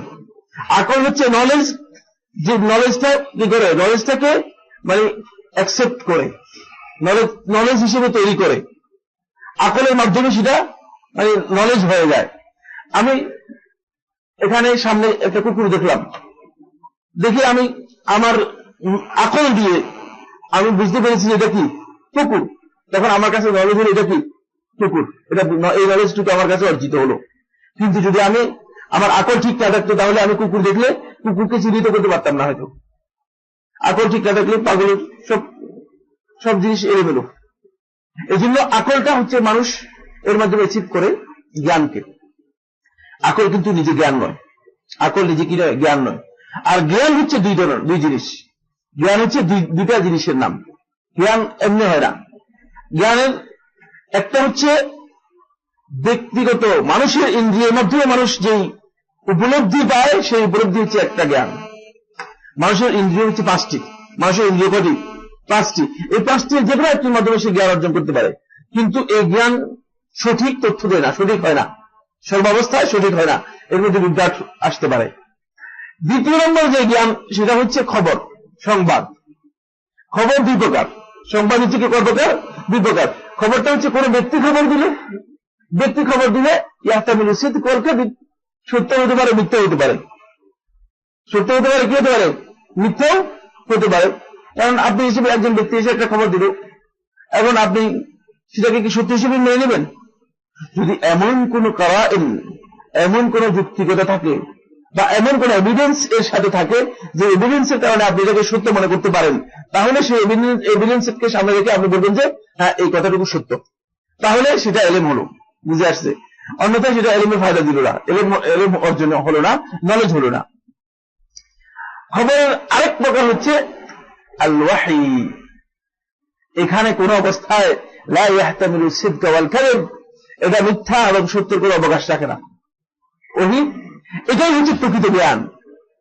প্রকৃত ওহীর এই জ্ঞানটাকে অ্যাচিভ করার জন্য আল্লাহ সুবহানাহু ওয়া তাআলা মূলত মানুষদের কাছে আকল দিয়েছেন, যাতে করে এই আকল দিয়ে মানুষ এটাকে অ্যাচিভ করতে পারে, এই আকল দিয়ে সেটাকে উপলব্ধি করতে পারে। এই জন্য আল্লাহ সুবহানাহু ওয়া তাআলা কোরআনে কারীমের মধ্যে স্পষ্ট করে এই বিষয়ে বলেছেন। আল্লাহ রাব্বুল আলামিন বলেন, ওয়া মা ইয়াকিলুহা ইল্লাল আলিমুন, আলিম ছাড়া এই বিষয়গুলোকে উপলব্ধি করতে পারে না, মানে এলম থাকলেও মূলত এটাকে উপলব্ধি করতে পারবে না, আকল দিয়ে মানে আলেমরাই উপলব্ধি করতে পারবে। সুতরাং আকলের মাধ্যমে এলম, তার নলেজটা কি হবে, তার মধ্যে অর্জিত হবে, নলেজটা তার মধ্যে অর্জিত হবে। এই জন্য আকল যদি না থাকে তাহলে নলেজ অর্জিত হয় না, ওহির এই নলেজ গুলো অর্জিত হবে না। মানুষ ভালো কথাও বুঝে না আকল না থাকে। আপনি তাকে কি বললেন আর সে কি বললেন, যেমন আপনি এখানে বসে আছেন, মানে ধরলাম এখানে বসে আছেন, কোন ভাই যদি এখানে বসে আছেন কিন্তু তার মনোযোগ যদি এখানে না থাকে, আমি যে কথাগুলো বলছি এখন তিনি এই কথাগুলো রিপিট করতে পারবেন? পারবেন নাকি? কোনোদিন পারবেন না। এবং তিনি এখন যেটা বলছি, এই মুহূর্তে যেটা বলছি সেটাও বলতে পারবেন না। তার কারণ হচ্ছে মনোযোগটা তার আকল দিয়ে, মানে আকলের মধ্যে কাজ করতেছে, মানে এই অ্যাটেনশনটা, এখানে যে অ্যাটেনশনটা দিচ্ছে সে আকল দিয়ে এর মাধ্যমে নলেজটা অ্যাচিভ করার জন্য চেষ্টা করতেছে, যতটুকু তার পক্ষে সম্ভব হচ্ছে। যার আকল যতটুকু শক্তিশালী ততটুকু দ্রুত সেটাকে কি করতেছে, অ্যাচিভ করতেছে। এই জন্য এটা হলো আকল। আকল মানুষের একটা জিনিস, আর নকল এটা হচ্ছে ওয়াহি, নকলটা হচ্ছে ওয়াহি। আকলের মাধ্যমে মানুষ দুনিয়ার বস্তু জগতের অনেক জ্ঞান মানুষ লাভ করতে পারে, এবং বস্তু জগতে যত তথ্য আছে এই তথ্যগুলো মূলত মানুষ আকলের মাধ্যমে এই জ্ঞানগুলো লাভ করে, আকলের মাধ্যমে এগুলো অর্জিত হয়ে থাকে। কিন্তু এই আকল কোন অবস্থাতে, মানুষের এই আকল যে বিবেক দেওয়া হয়েছে, কোন অবস্থাতেই ওহী এর বিপরীত হতে পারবে না। এটা আহলে সুন্নাত ওয়াল জামাতের আকীদা এবং মূলনীতি। ওহী এর বিপরীত হবে না, বরং ওহী এর কি হবে, অনুকূলে হবে, ওহী এর অনুকূলে হবে। এই জন্য শেখুল ইসলাম ইবনে তাইমিয়া রাহমাতুল্লাহ বিস্তারিত যে বিষয়ে তার কিতাবের মধ্যে আলোচনা করেছেন। একটা কিতাবই রয়েছে, দীর্ঘ অনেক বিশাল বড় কিতাব, তাআরুজুল আকল ওয়ান নকল, যে কোন অবস্থাতেই আকল নকলের সাথে, আকল হচ্ছে কি বিবেক, কোন অবস্থাতে বিবেক ওহীর সাথে সাংঘর্ষিক হতে পারে না। কেন এই সাংঘর্ষিক হবে না? দেখি আপনাদের পরীক্ষা নিয়ে দেখি এই পরীক্ষা উত্তীর্ণ হতে পারে, এখানে ভালো অভিজ্ঞ আলেম রয়েছে, দেখি কেন এই সাংঘর্ষিক হবে না, কি কারণে সাংঘর্ষিক হবে না বলুন তো? বলতে পারবেন কিনা? পারবেন না। কে বলতে পারবেন কেন সাংঘর্ষিক হবে না? কেন সাংঘর্ষিক হবে না? একজন বলবে, সবাই না। হ্যাঁ হ্যাঁ, ফিতরাত কি? ফিতরাত তো ফিতরাতে ঠিকই আছে, কিন্তু সাংঘর্ষিক হবে না কেন? কি কারণে সাংঘর্ষিক হবে না? কারণ আর সময় আপনাদের দিলাম না, আপনারা আরো পরে আরো গবেষণা করবেন, আমি এটা উত্তর দিয়ে দিচ্ছি, অন্য বিষয়ে গবেষণা করেন, ঠিক আছে? এই বিষয়ে আমি উত্তর দিই। সেটা হচ্ছে, যেহেতু আকলকে যিনি সৃষ্টি করেছেন, নকল তিনি কি করেছেন, দিয়েছেন। সোর্স হচ্ছে একটি, কথা বুঝে আসছে কিনা? একই সোর্স থেকে যদি, একই উৎস থেকে যদি কোন জিনিস উচ্চারিত হয়, তাহলে এর মধ্যে কোন ধরনের বৈপরীত্য দেখা যাবে না। বুঝে আসছে? একই কূপ থেকে যদি পানি নেন, 2 পাত্রের মধ্যে নয় 3 পাত্রের মধ্যে নিলেও ওই একই বানিয়ে থাকবে, ঠিক কিনা? এই জন্য যেহেতু স্রষ্টা খালেক, যিনি আকলকে সৃষ্টি করেছেন, যিনি আকল দিয়েছেন, তিনি মূলত এই ওহীগুলো প্রেরণ করেছেন, মূলনীতিটুকু আমরা আলোচনা করি, এরপরে বিস্তারিত আলোচনা করবো এই বিষয় নিয়ে। মূলনীতি হচ্ছে আল আকলুস সরিহ, একেবারে সুস্পষ্ট আকল। এটাকে এখানে সরিহ বলা হয়েছে, এই জন্য সরিহ বলা হয়েছে কারণ আকল যদি অস্পষ্ট হয়, আকলের মধ্যে যদি কোনো অস্পষ্টতা থেকে যায়, কোনো প্রচ্ছন্নতা থেকে যায়, অথবা আকলের মধ্যে যদি কোনো অসুস্থতা থেকে যায়, তাহলে ওই আকল দিয়ে মূলত নকলকে বোঝার কোনো সুযোগই নেই। মানুষ পাগলের আকল আর একজন ডাক্তারের আকল সমান হবে কিনা? একজন ডাক্তারের আকল আর একজন ইঞ্জিনিয়ারের আকল সমান হবে কিনা? না, মানুষের আকলের মধ্যে কি রয়েছে? তারতম্য রয়েছে। এই জন্য আল আকলু সরিহ বলা হয়েছে, মানে এমন আকল যেটা সরিহ, সুস্পষ্ট, যেখানে কোনো ধরনের গুমুদ নেই, কোনো ধরনের অস্পষ্টতা নেই, যেটা খুব সূক্ষ্মভাবে বুঝার বিষয় না, এমনি স্বাভাবিকভাবে যেটা মানুষের কাছে স্পষ্ট। আল আকলু সরিহ মুওয়াফিকুল লিন-নাকলিস সহিহ, সহিহ হাদিসের মুওয়াফিক, সহিহ নকল, সহিহ ওহীর মুওয়াফিক, একেবারে অনুকূলে আসবে, এতে কোনো সন্দেহ নেই। এই দুইয়ের মধ্যে কোনো অবস্থায় কোনো ধরনের কনফ্লিক্ট হবে না, কোনো ধরনের সংঘর্ষ হবে না। সুতরাং ওয়ালা ইয়াতাআরাদু কাতইয়ান মিনহুমা, কোন অবস্থাতে এই বিশ্বাস আহলুস সুন্নাত ওয়াল জামাত করে না যে দুইটি নসের মধ্যে, দুইটি সহিহ হাদিসের মধ্যে, অথবা কোরআন এবং সহিহ হাদিসের মধ্যে কোন অবস্থাতে সংঘর্ষ তৈরি হতে পারে, এটা আহলুস সুন্নাত ওয়াল জামাত বিশ্বাস করে না। এটা নেই, এটা নেই। এটা হতে পারে না। ওয়াকাযালিক অনুরূপভাবে ওয়া ইনদা তাওয়াহুমিত তাআরুদ ইউকদ্দামুন নাকল, এটাও আহলে সুন্নাত ওয়াল জামাতের মূলনীতির আরেকটি, সেটা হলো যদি কোনো কারণে এই সম্ভাবনা দেখা দেয় যে দুটোর মধ্যে সাংঘর্ষিক মনে হচ্ছে, ধারণা করা হচ্ছে দুইয়ের মধ্যে সাংঘর্ষিক, যে আকল দ্বারা আমি বুঝতেছি এই কাজটা এইভাবে ঠিক, কিন্তু নকলের মধ্যে মনে হচ্ছে এইভাবে। যেমন উদাহরণ দিই আমরা, রাসূলুল্লাহ সাল্লাল্লাহু আলাইহি ওয়াসাল্লাম হাদিসের মধ্যে ইরশাদ করেছেন, মান বাদদালা দীনাহু ফাকতুলুহু, যে তার দ্বীনকে পরিবর্তন করলো, মুরতাদ হলো, ফাকতুলুহু, তাকে হত্যা করো। তো মুরতাদের বিধান কি? হ্যাঁ, মুরতাদের বিধান হত্যা করা, ঠিক কিনা? মুরতাদকে হত্যা করা, এটা হচ্ছে মুরতাদের বিধান। এখন বর্তমান যুগে একদল লোক মানে আকলানিয়িন একটা গ্রুপ বের হয়েছে, যারা আকলকে সবচেয়ে বেশি প্রাধান্য দেয়। তারা বলতেছে এটা কোনো অবস্থায় হতে পারে না, আকলে এটা কোনদিন কবুল করতেছে না, কোনদিন গ্রহণ করতেছে না। একজন লোকহর স্বাধীন ব্যক্তি, তার অধিকার আছে, যে কোনো ধর্ম সে ইচ্ছা করে গ্রহণ করতে পারে, যে কোনো ধর্ম ইচ্ছা করলে সে বর্জন করতে পারে। আপনার কি মনে করেন এটা আকল না? হ্যাঁ, এটাই তো বুঝায়, আকল কি এটা বুঝতেছেন না আপনারা? কিন্তু রাসূলুল্লাহ সাল্লাল্লাহু আলাইহি ওয়াসাল্লাম তাহলে আকলের বিপরীতে কি কথা বললেন, যে মান বাদদালা দীনাহু ফাকতুলুহু, যে তার দ্বীনকে পরিবর্তন করবে তাকে হত্যা করো। এই কথা রাসূলুল্লাহ সাল্লাল্লাহু আলাইহি ওয়াসাল্লাম কিভাবে বললেন? তাহলে বুঝা যাচ্ছে রাসূলুল্লাহ সাল্লাল্লাহু আলাইহি ওয়াসাল্লাম আকলের পরিপন্থী কথা বললেন। তাহলে নকল এবং আকলের মধ্যে, এখানে নকলটা হচ্ছে কি হাদিস, হাদিস এবং এখানে আকলের মধ্যে বড় ধরনের সংঘর্ষ দেখা যাচ্ছে, ঠিক কিনা? বিশাল একটা সংঘর্ষ দেখা যাচ্ছে না? তাহলে আপনি বলতেছে ওয়া ইনদা তাওয়াহুমিত তাআরুদ, যদি এই তাআরুদ কন্ট্রাডিকশনটা এটাকে ধারণা করা হয়, ধরে নেওয়া হয় যে এখানে একটা সম্ভাবনা আছে, সেটা হলো এই দুইয়ের মধ্যে তাআরুদ হতে পারে, দুইয়ের মধ্যে তেমন কোন রকমের কনফ্লিক্ট হতে পারে, তাহলে ইউকাদ্দামুন নাকলু, তখন আকলকে পরিহার করতে হবে, আকলকে ত্যাগ করতে হবে। যে আকল এটাকে আর ইস্তেদরাক করতে পারে নাই, উপলব্ধি করতে পারে নাই, এখন নকলকে প্রাধান্য দিতে হবে।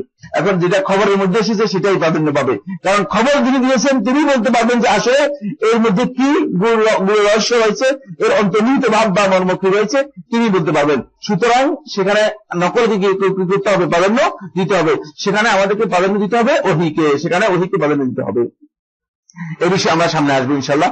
আমরা এই বিষয়ে যে মানে কথাগুলো আজকে আলোচনার মধ্যে যে কথাগুলো বলবো, সেটা হচ্ছে আকল এবং নকল নিয়ে মূলত উলামায়ে কেরামের মধ্যে অনেক দীর্ঘ আলোচনা হয়েছে। কারণ একদল লোক আকলকে প্রাধান্য দিতে গিয়ে বিভ্রান্ত হয়ে গিয়েছে, এবং ইসলামের প্রথম যুগে এই দল লোক বিভ্রান্ত হয়েছে। তারা বলতে পারবেন কিনা কেউ? হ্যাঁ, না, মুতাজিলারা, মাশাআল্লাহ, এখান থেকে যদি বড় বড় আলেম আছে, মুতাজিলারা বিভ্রান্ত হয়েছে। এবং মুতাজিলাদের ধারণা ছিল যে আকলটাই মূলত কোনটা ভালো কোনটা মন্দ, কোনটা হক কোনটা বাতিল, কোনটা সত্য কোনটা মিথ্যা, কোনটা গ্রহণযোগ্য কোনটা বর্জনীয়, কোনটা আমাদের জন্য উপকারী কোনটা উপকারী নয়, এই বিচার করার একমাত্র মানদণ্ড হচ্ছে আকল, শরীয়ত নয় বা হাদিস, কোরআন এবং হাদিস নয়। আকলটাই হচ্ছে এই বিচার, এই বিষয়ে মানদণ্ড নির্ধারণ করা হয়েছে আকলকে। মুতাজিলারা এই কারণেই সবচেয়ে বড় বিভ্রান্তির মধ্যে পড়েছে, এবং এখান থেকে তারা হেদায়েত থেকে মাহরুম হয়ে গিয়েছে। আসলে কি আমাদেরকে যেটা জানতে হবে সেটা হলো প্রথম মাসআলা, যেটা সেটা হলো কখনো কোনো অবস্থায় কি আকল নকলের সাথে সাংঘর্ষিক হতে পারে? এটা আমাদের প্রথম বিষয়টি, প্রথম মাসআলাটি। প্রথম কথা হচ্ছে কোন অবস্থাতেই আকলের সাথে নকলের তাআরুজ হবে না, কোন অবস্থাতেই না।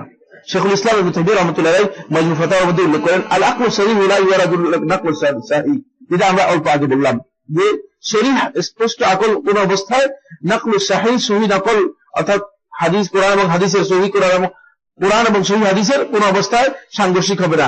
বাল ইয়াশহাদু লাহু ওয়া ইয়াজিদুহু, বরং কোরআনের জন্য এটা সাক্ষী, মানে বরং আকলটা কোরআন এবং হাদিসের জন্য সাক্ষ্য হিসেবে গ্রহণ করা হবে, কোরআন এবং হাদিসের সাক্ষী দিবে, এবং কোরআন এবং হাদিসকে সহযোগিতা করবে, কোরআন এবং হাদিসকে বুঝতে মূলত এটা সহযোগিতা করবে, কোরআন এবং হাদিসের অনুকূলে হবে। কারণ কি? লিআন্নাল মাসদার ওয়াহিদুন, যেটা আমি বললাম, কারণ এর উৎস হচ্ছে একটি।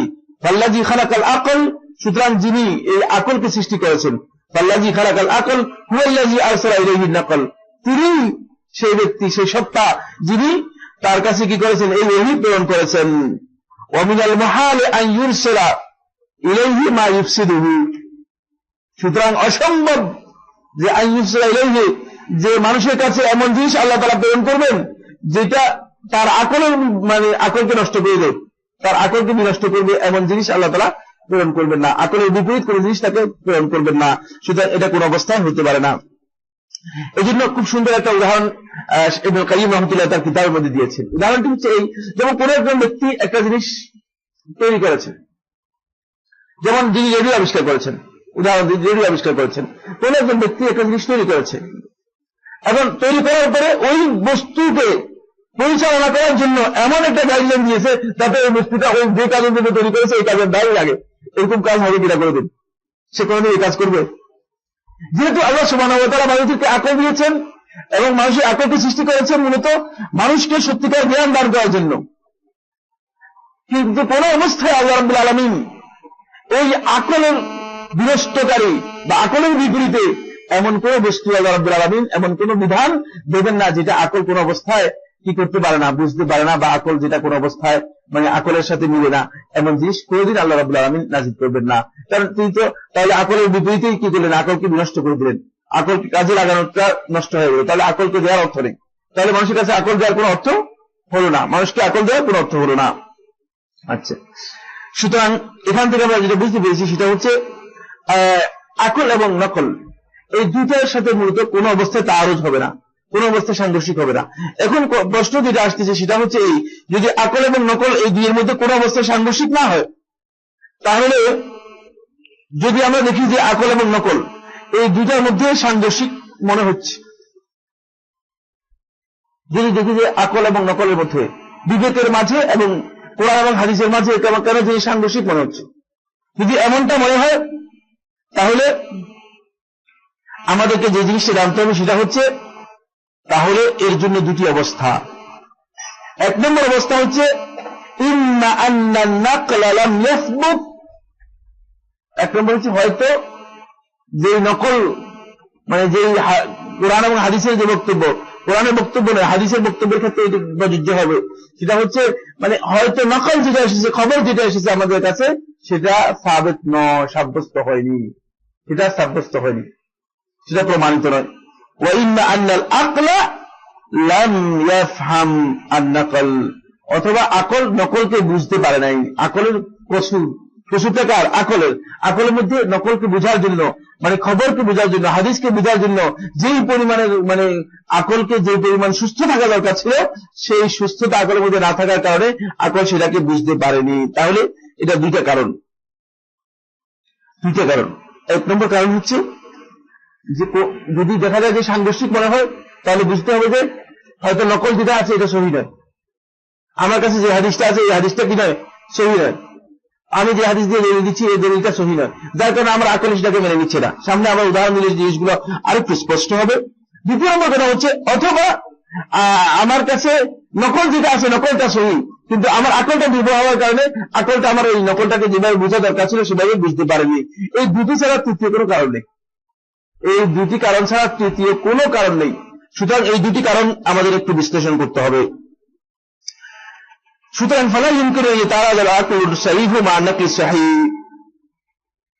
সুতরাং কোন অবস্থাতেই আকলু সরিহ নাকলু সহিহ, সহি নকলের বা সহি খবরের কোন অবস্থায় বিপরীত হতে পারবে না। এটা আমরা এই আলোচনার মাধ্যমে বুঝতে পারলাম।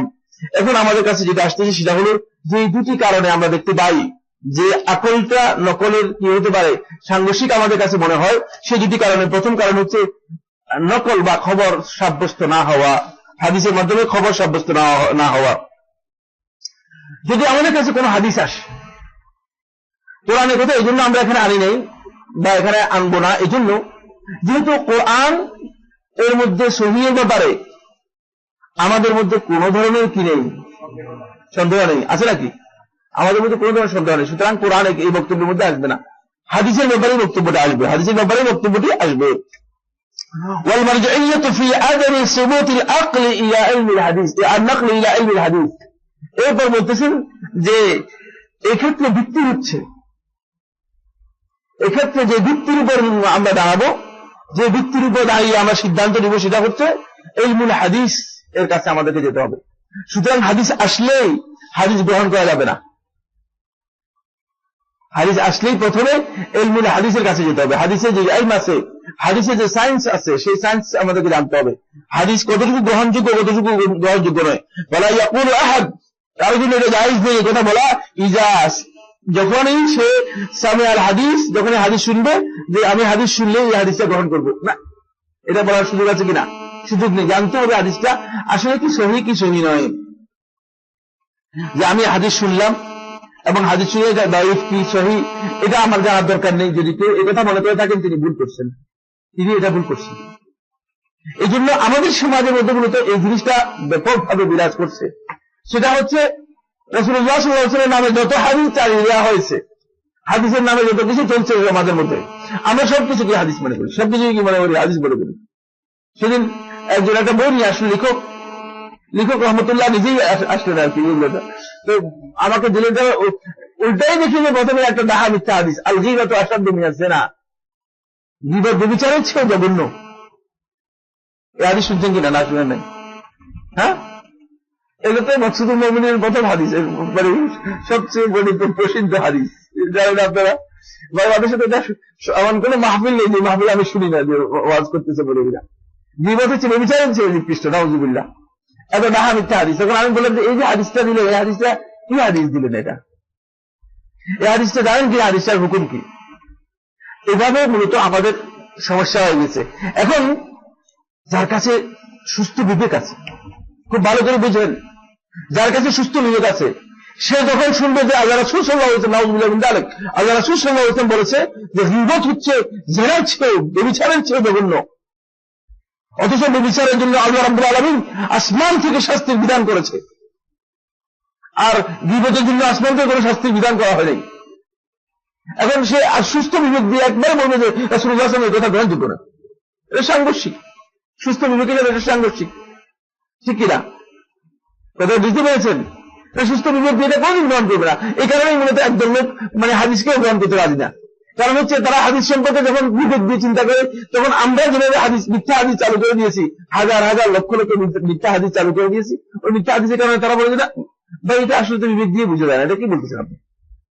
এই জন্য মানে আকল এবং নকল, এই দুইয়ের মধ্যে যখন নকল এবং আকলের মধ্যে তারও দেখা দিবে, কোন ধরনের সাংঘর্ষিক মনে হবে, সংঘর্ষ দেখা দিবে, দুটোর মধ্যে কনফ্লিক্ট মনে হবে, তখন আমাদেরকে এই দুটি মূলনীতির দিকে যেতে হবে। এক নম্বর মূলনীতি হচ্ছে, হয়তো নকল যেটা, হাদিস যেটা বলা হচ্ছে সেটা হাদিস কি নয়, ইলমে হাদিস অনুযায়ী সহি নয়, গ্রহণযোগ্য নয়, অথবা আমার আকল মূলত হাদিসটাকে কি করতে পারে নাই, উপলব্ধি করতে পারে নাই, মানে এটা হাদিসটা সহি কিন্তু হাদিসটা আমার আকল দ্বারা আমি বুঝতে পারি নাই। প্রথম যে পয়েন্টটি আমরা আলোচনা করতেছি সেটা হচ্ছে যে হাদিস সহি নয়, এটার ক্ষেত্রে আমাদেরকে প্রথমেই যখনই আমার কাছে কোনো নকল আসবে, কোনো খবর আসবে, তখনই আমাকে যেতে হবে ইলমুল হাদিসের কাছে। সুতরাং ইলমুল হাদিস না জেনে তাহলে হাদিসের উপর আমল করা সহজ কিনা? আপনারা কি মনে করেন? আল্লাহ হাদিস একদল আছে আহলুল হাদিস। আহলুল হাদিস শুধু মুখে আহলুল হাদিস হলে চলবে না, আহলুল হাদিস মারফি মানা, মানে এই অর্থে হতে হবে তিনি অবশ্যই ইলমুল হাদিস জানতে হবে, অন্যথা তিনি তো আসলে হাদিসের মিথ্যা ব্যাপারে তিনি জানবেন না। এই জন্য মানে একজন এসে বলে হাদিসে আছে, কি হাদিসের মধ্যে আছে? হাদিস বলে দিবে, এবং হাদিস বলে দিলে তাহলে আপনি কি করবেন? যেমন গতকাল ডাক্তার একজন আমাকে বললো যে এরকম একটা হাদিস সহিহ বুখারী থেকে বর্ণনা করে দিচ্ছে। আমি বললাম যে না, সহিহ বুখারীর মধ্যে হাদিস নেই। আমি বললাম যে সহিহ বুখারীর মধ্যে হাদিস নেই। বললেন না আছে, সহিহ বুখারী থেকে নিয়েছি হাদিসটা। আমি বলছি না, সহিহ বুখারীর মধ্যে নেই। শেষে আমার সাথে আলাপ হলো, কথা হলো যেটা, সেটা হচ্ছে যে এটা প্রমাণিত হলো যে সহিহ বুখারী থেকে হাদিস নেই, মূলত ফাতহুল বারী থেকে হাদিসটা দিয়েছে। বুঝে আসছে? কারণ সহিহ বুখারীর মধ্যে হাদিস নেই। এখন এটা তো জানতে হবে, এটা আমাদেরকে উপলব্ধি করতে হবে, এটা আমাদেরকে জানতে হবে যে আকল এবং নকল এই দুইয়ের মধ্যে কনফ্লিক্ট হলে যে ইলমুল হাদিস, আমাদেরকে ইলমুল হাদিসের দিকে যেতে হবে। প্রথম মূলনীতি হচ্ছে এটি, ইলমুল হাদিসের দিকে যেতে হবে।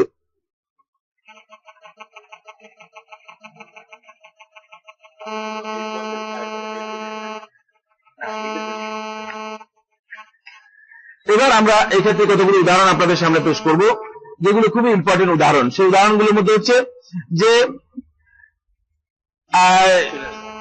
রাসূলুল্লাহ সাল্লাল্লাহু আলাইহি ওয়াসাল্লাম যে সমস্ত হাদিসগুলো বলেছেন, এটা অনেক সময় দেখা যায় যে হাদিস যখন বর্ণনা করা হবে তখনই আকল এটাকে অস্বীকার করবে। আকলের স্বাভাবিক আকল দিয়ে আমরা বুঝতে পারবো যে এটা হাদিস নয়। যেমন একটা হাদিস আমি আপনাদের সামনে পড়ে শোনাই, এই হাদিসটি বহুল প্রচলিত হাদিস, সেটা হলো মান ক্বালা লা ইলাহা ইল্লাল্লাহ, যে লা ইলাহা ইল্লাল্লাহ বললো, খালাকাল্লাহু মিন তিলকাল কালিমাতি তায়রা, যে আল্লাহ রাব্বুল আলামিন ওই কালেমা থেকে একটা পাখি তৈরি করবেন। লাহু সাবউনা আলফ লিসান, এই পাখির 70,000 কি থাকবে, ঠোঁট থাকবে। কয়টা থাকবে?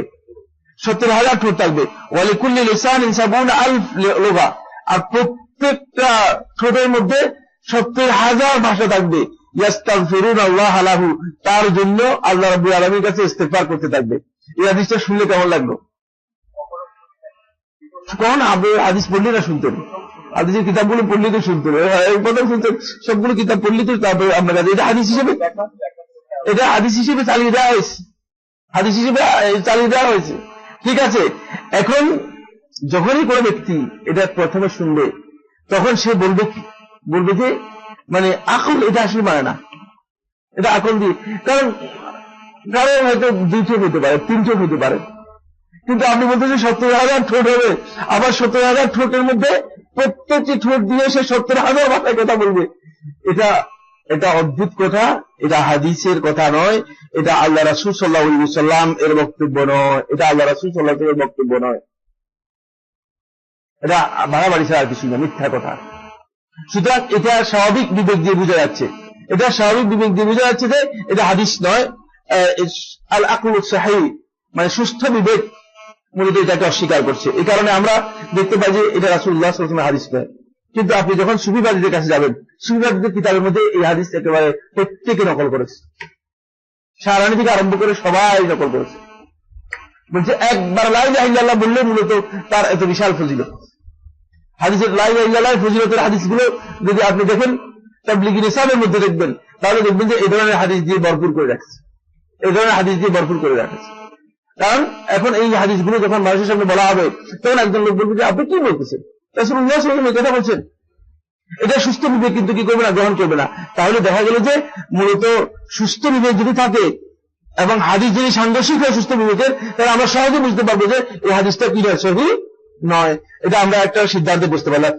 এই জন্য ইবনুল কাইয়্যিম রাহমাতুল্লাহ আলাইহি বলেছেন যে ইবনুল কাইয়্যিম রাহমাতুল্লাহ বলেছেন, তিনি বলেন আমসাল হাযিহিল মুজাযাফাতিল বারিদা লা ইয়াখলু হালা ওয়াদি'iহা মিন আহদি আমরাইন, এই ধরনের উদ্ভট ভিত্তিহীন যত হাদিস আছে যেগুলো হাদিস হিসেবে চালিয়ে দেওয়া হয়েছে, এগুলোর মূল কারণ যারা এগুলোকে মানে তৈরি করেছে, যারা এগুলোর প্রবর্তক, এর 2টি কারণ রয়েছে। 1 নম্বর কারণ হচ্ছে ইম্মা ইয়াকুনা মিন ফি গায়াতিল জাহল ওয়াল হমক, হয়তো সবচেয়ে বড় মূর্খ এবং আহমক ছিল এই কারণে এই ধরনের কাজ করেছে, অথবা ইম্মা ইয়াকুনা জিনদিকান, অথবা তারা জিনদিক ছিল, মূলত সত্যিকার অর্থে ইমানদার ছিল না, মুসলিম ছিল না, ইসলামকে মানুষের কাছে নিন্দিত করার জন্য, ঘৃণিত করার জন্য আল্লাহ রাসূলের নামে এই ধরনের মিথ্যাচার করেছে, আল্লাহ রাসূল সাল্লাল্লাহু আলাইহি ওয়াসাল্লামের নামে এই ধরনের হাদিস সাব্যস্ত করেছে। দ্বিতীয় আরেকটা হাদিস আপনাদেরকে শুনেন, এই হাদিস আমাদের এটাই বলে দিচ্ছেন যে হাদিস কোথাও শুনি নাই, এই হাদিস মানে যে এখন যে হাদিসটা এটা জামে সাগীরের মধ্যে জালালউদ্দিন সুয়ুতী উল্লেখ করেছে, আরো মনে হয় 10-20 জন আলেম উল্লেখ করেছেন, 1-2 জন 10-20 জন হাদিসের কিতাবের মধ্যে উল্লেখ করেছে। হাদিসটা শুনলে আপনারা শুনুন তো কেমন হাদিস। রাসূলুল্লাহ সাল্লাল্লাহু আলাইহি ওয়াসাল্লামের নামে চালিয়ে দেওয়া হয়েছে আল বাজিনজান লিমা উকিলা লা। বাজিনজান কি জিনিস জানেন কিনা? বাজিনজান হলো বেগুন। বলছেন বেগুন যে রোগের জন্য যাও সেই রোগে কাজে আসবে, মহৌষধ, এটা হাদিস। এখন যদি কোনো ব্যক্তি শুনে, সুস্থ বিবেক সম্পন্ন ব্যক্তি যদি শুনে যে রাসূলুল্লাহ সাল্লাল্লাহু আলাইহি ওয়াসাল্লাম কথা বলেছেন নাউযুবিল্লাহ মিন যালিক, যে আল বাজিনজান লিমা উকিলা লা, যদি যার উদ্দেশ্যে খাও সেই উদ্দেশ্যে হাসিল হয়ে যাবে, যদি এমনটা হয় থাকে তাহলে সে বলবে যে রাসূলুল্লাহ সাল্লাল্লাহু আলাইহি ওয়াসাল্লাম এটা ভুল বলছেন। হাদিস মানে যদি কোনো প্রশ্ন থাকে পরে আলোচনা করবেন। জি,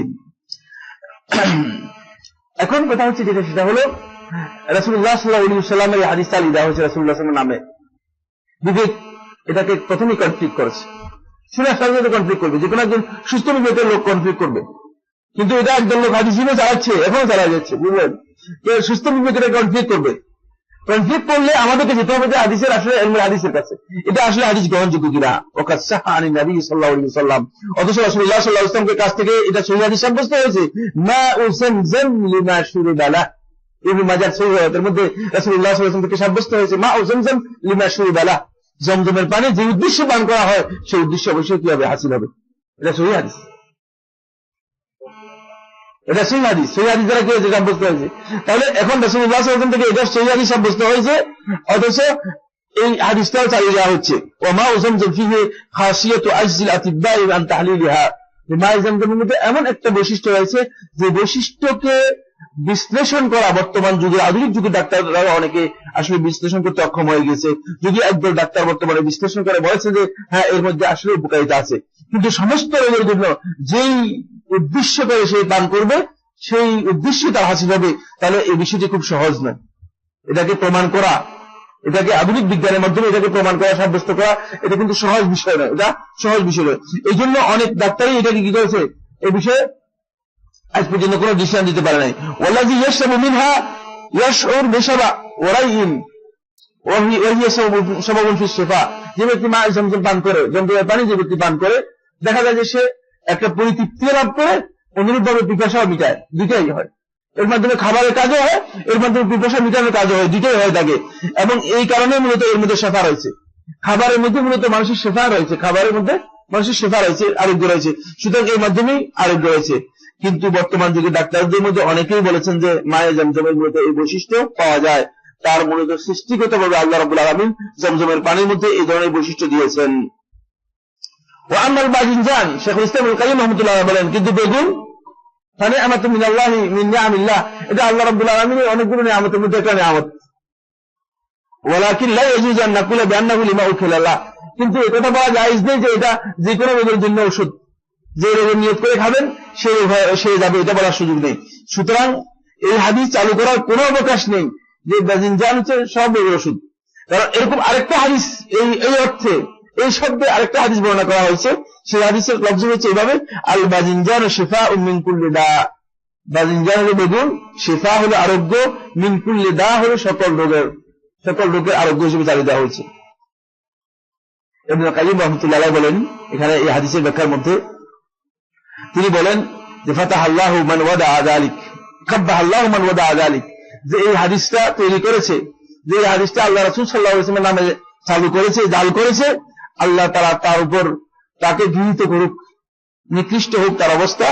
ফাইন্না হাযা লাউ ক্বালাহু বা'দু জাহালাতিল আতিব্বা লাসাখরা মিনহুন নাস, যদি কোন মূর্খ ডাক্তার এই কথা বলতো, কোন মূর্খ লোক, এবং সে ডাক্তার হিসেবে মানে প্রমাণিত যে মানে মূর্খ লোক যদি ডাক্তারি করে, এমন যদি কেউ এই কথা বলতো, লাসাখরা মিনহুন নাস, মানুষ তার এই কথায় মানে তিরস্কার করত, তাকে নিন্দা করত, তাকে বিদ্রুপ করত, তাকে বিদ্রুপ করতে কি বলতেছে, এটা বিদ্রুপ করত। অথচ ফাকাইফা ইয়াকুনু কালামান নববিয়্যান, কিভাবে এটা আল্লাহ রাসূল সাল্লাল্লাহু আলাইহি ওয়াসাল্লামের বক্তব্য হতে পারে, এটা বিশ্বাস করার কোনো সুযোগ নেই। এটা আল্লাহ রাসূলের বক্তব্য হতে পারে কিভাবে, এটা বিশ্বাস করার সুযোগ কোনো অবস্থায় নেই। সুতরাং কোন অবস্থায় আল্লাহ রাসূল সাল্লাল্লাহু আলাইহি ওয়াসাল্লামের হাদিস এটা হতে পারে না। তাহলে আমরা এখান থেকে বুঝতে পারলাম যে হাদিস যদি এমন হয়ে থাকে যে হাদিসটুকু স্বাভাবিকভাবে বিবেকের সাথে কনফ্লিক্ট করে, সেই হাদিসটুকু গ্রহণযোগ্য নয়, সেই হাদিসটুকু গ্রহণযোগ্য নয়, এবং সেই হাদিসটুকু গ্রহণযোগ্য নয় যে শুধু তারা, সেই হাদিসটা মূলত হাদিসের অনুযায়ী সহিহ নয়, সেই হাদিসটা হাদিস অনুযায়ী সহিহ নয়। এটা আমাদেরকে প্রথমে ইলমুল হাদিস অনুযায়ী জানতে হবে। কিন্তু আপনি আবার গ্রহণযোগ্য নয় বলতে মানে আপনি শুধু বিবেক দিয়ে বিচার করেই গ্রহণযোগ্য নয় বললে চলবে না, সেটা করতে হবে ইলমুল হাদিস অনুযায়ী। কি অনুযায়ী? ইলমুল হাদিস অনুযায়ী। আচ্ছা, তৃতীয় আরেকটা হাদিস আমরা আলোচনা করতে চাই, সেটা হলো, সেই হাদিসটা হচ্ছে, এই হাদিস এভাবে এসেছে, এটা বাংলাদেশে খুব বহুল প্রচলিত রয়েছে।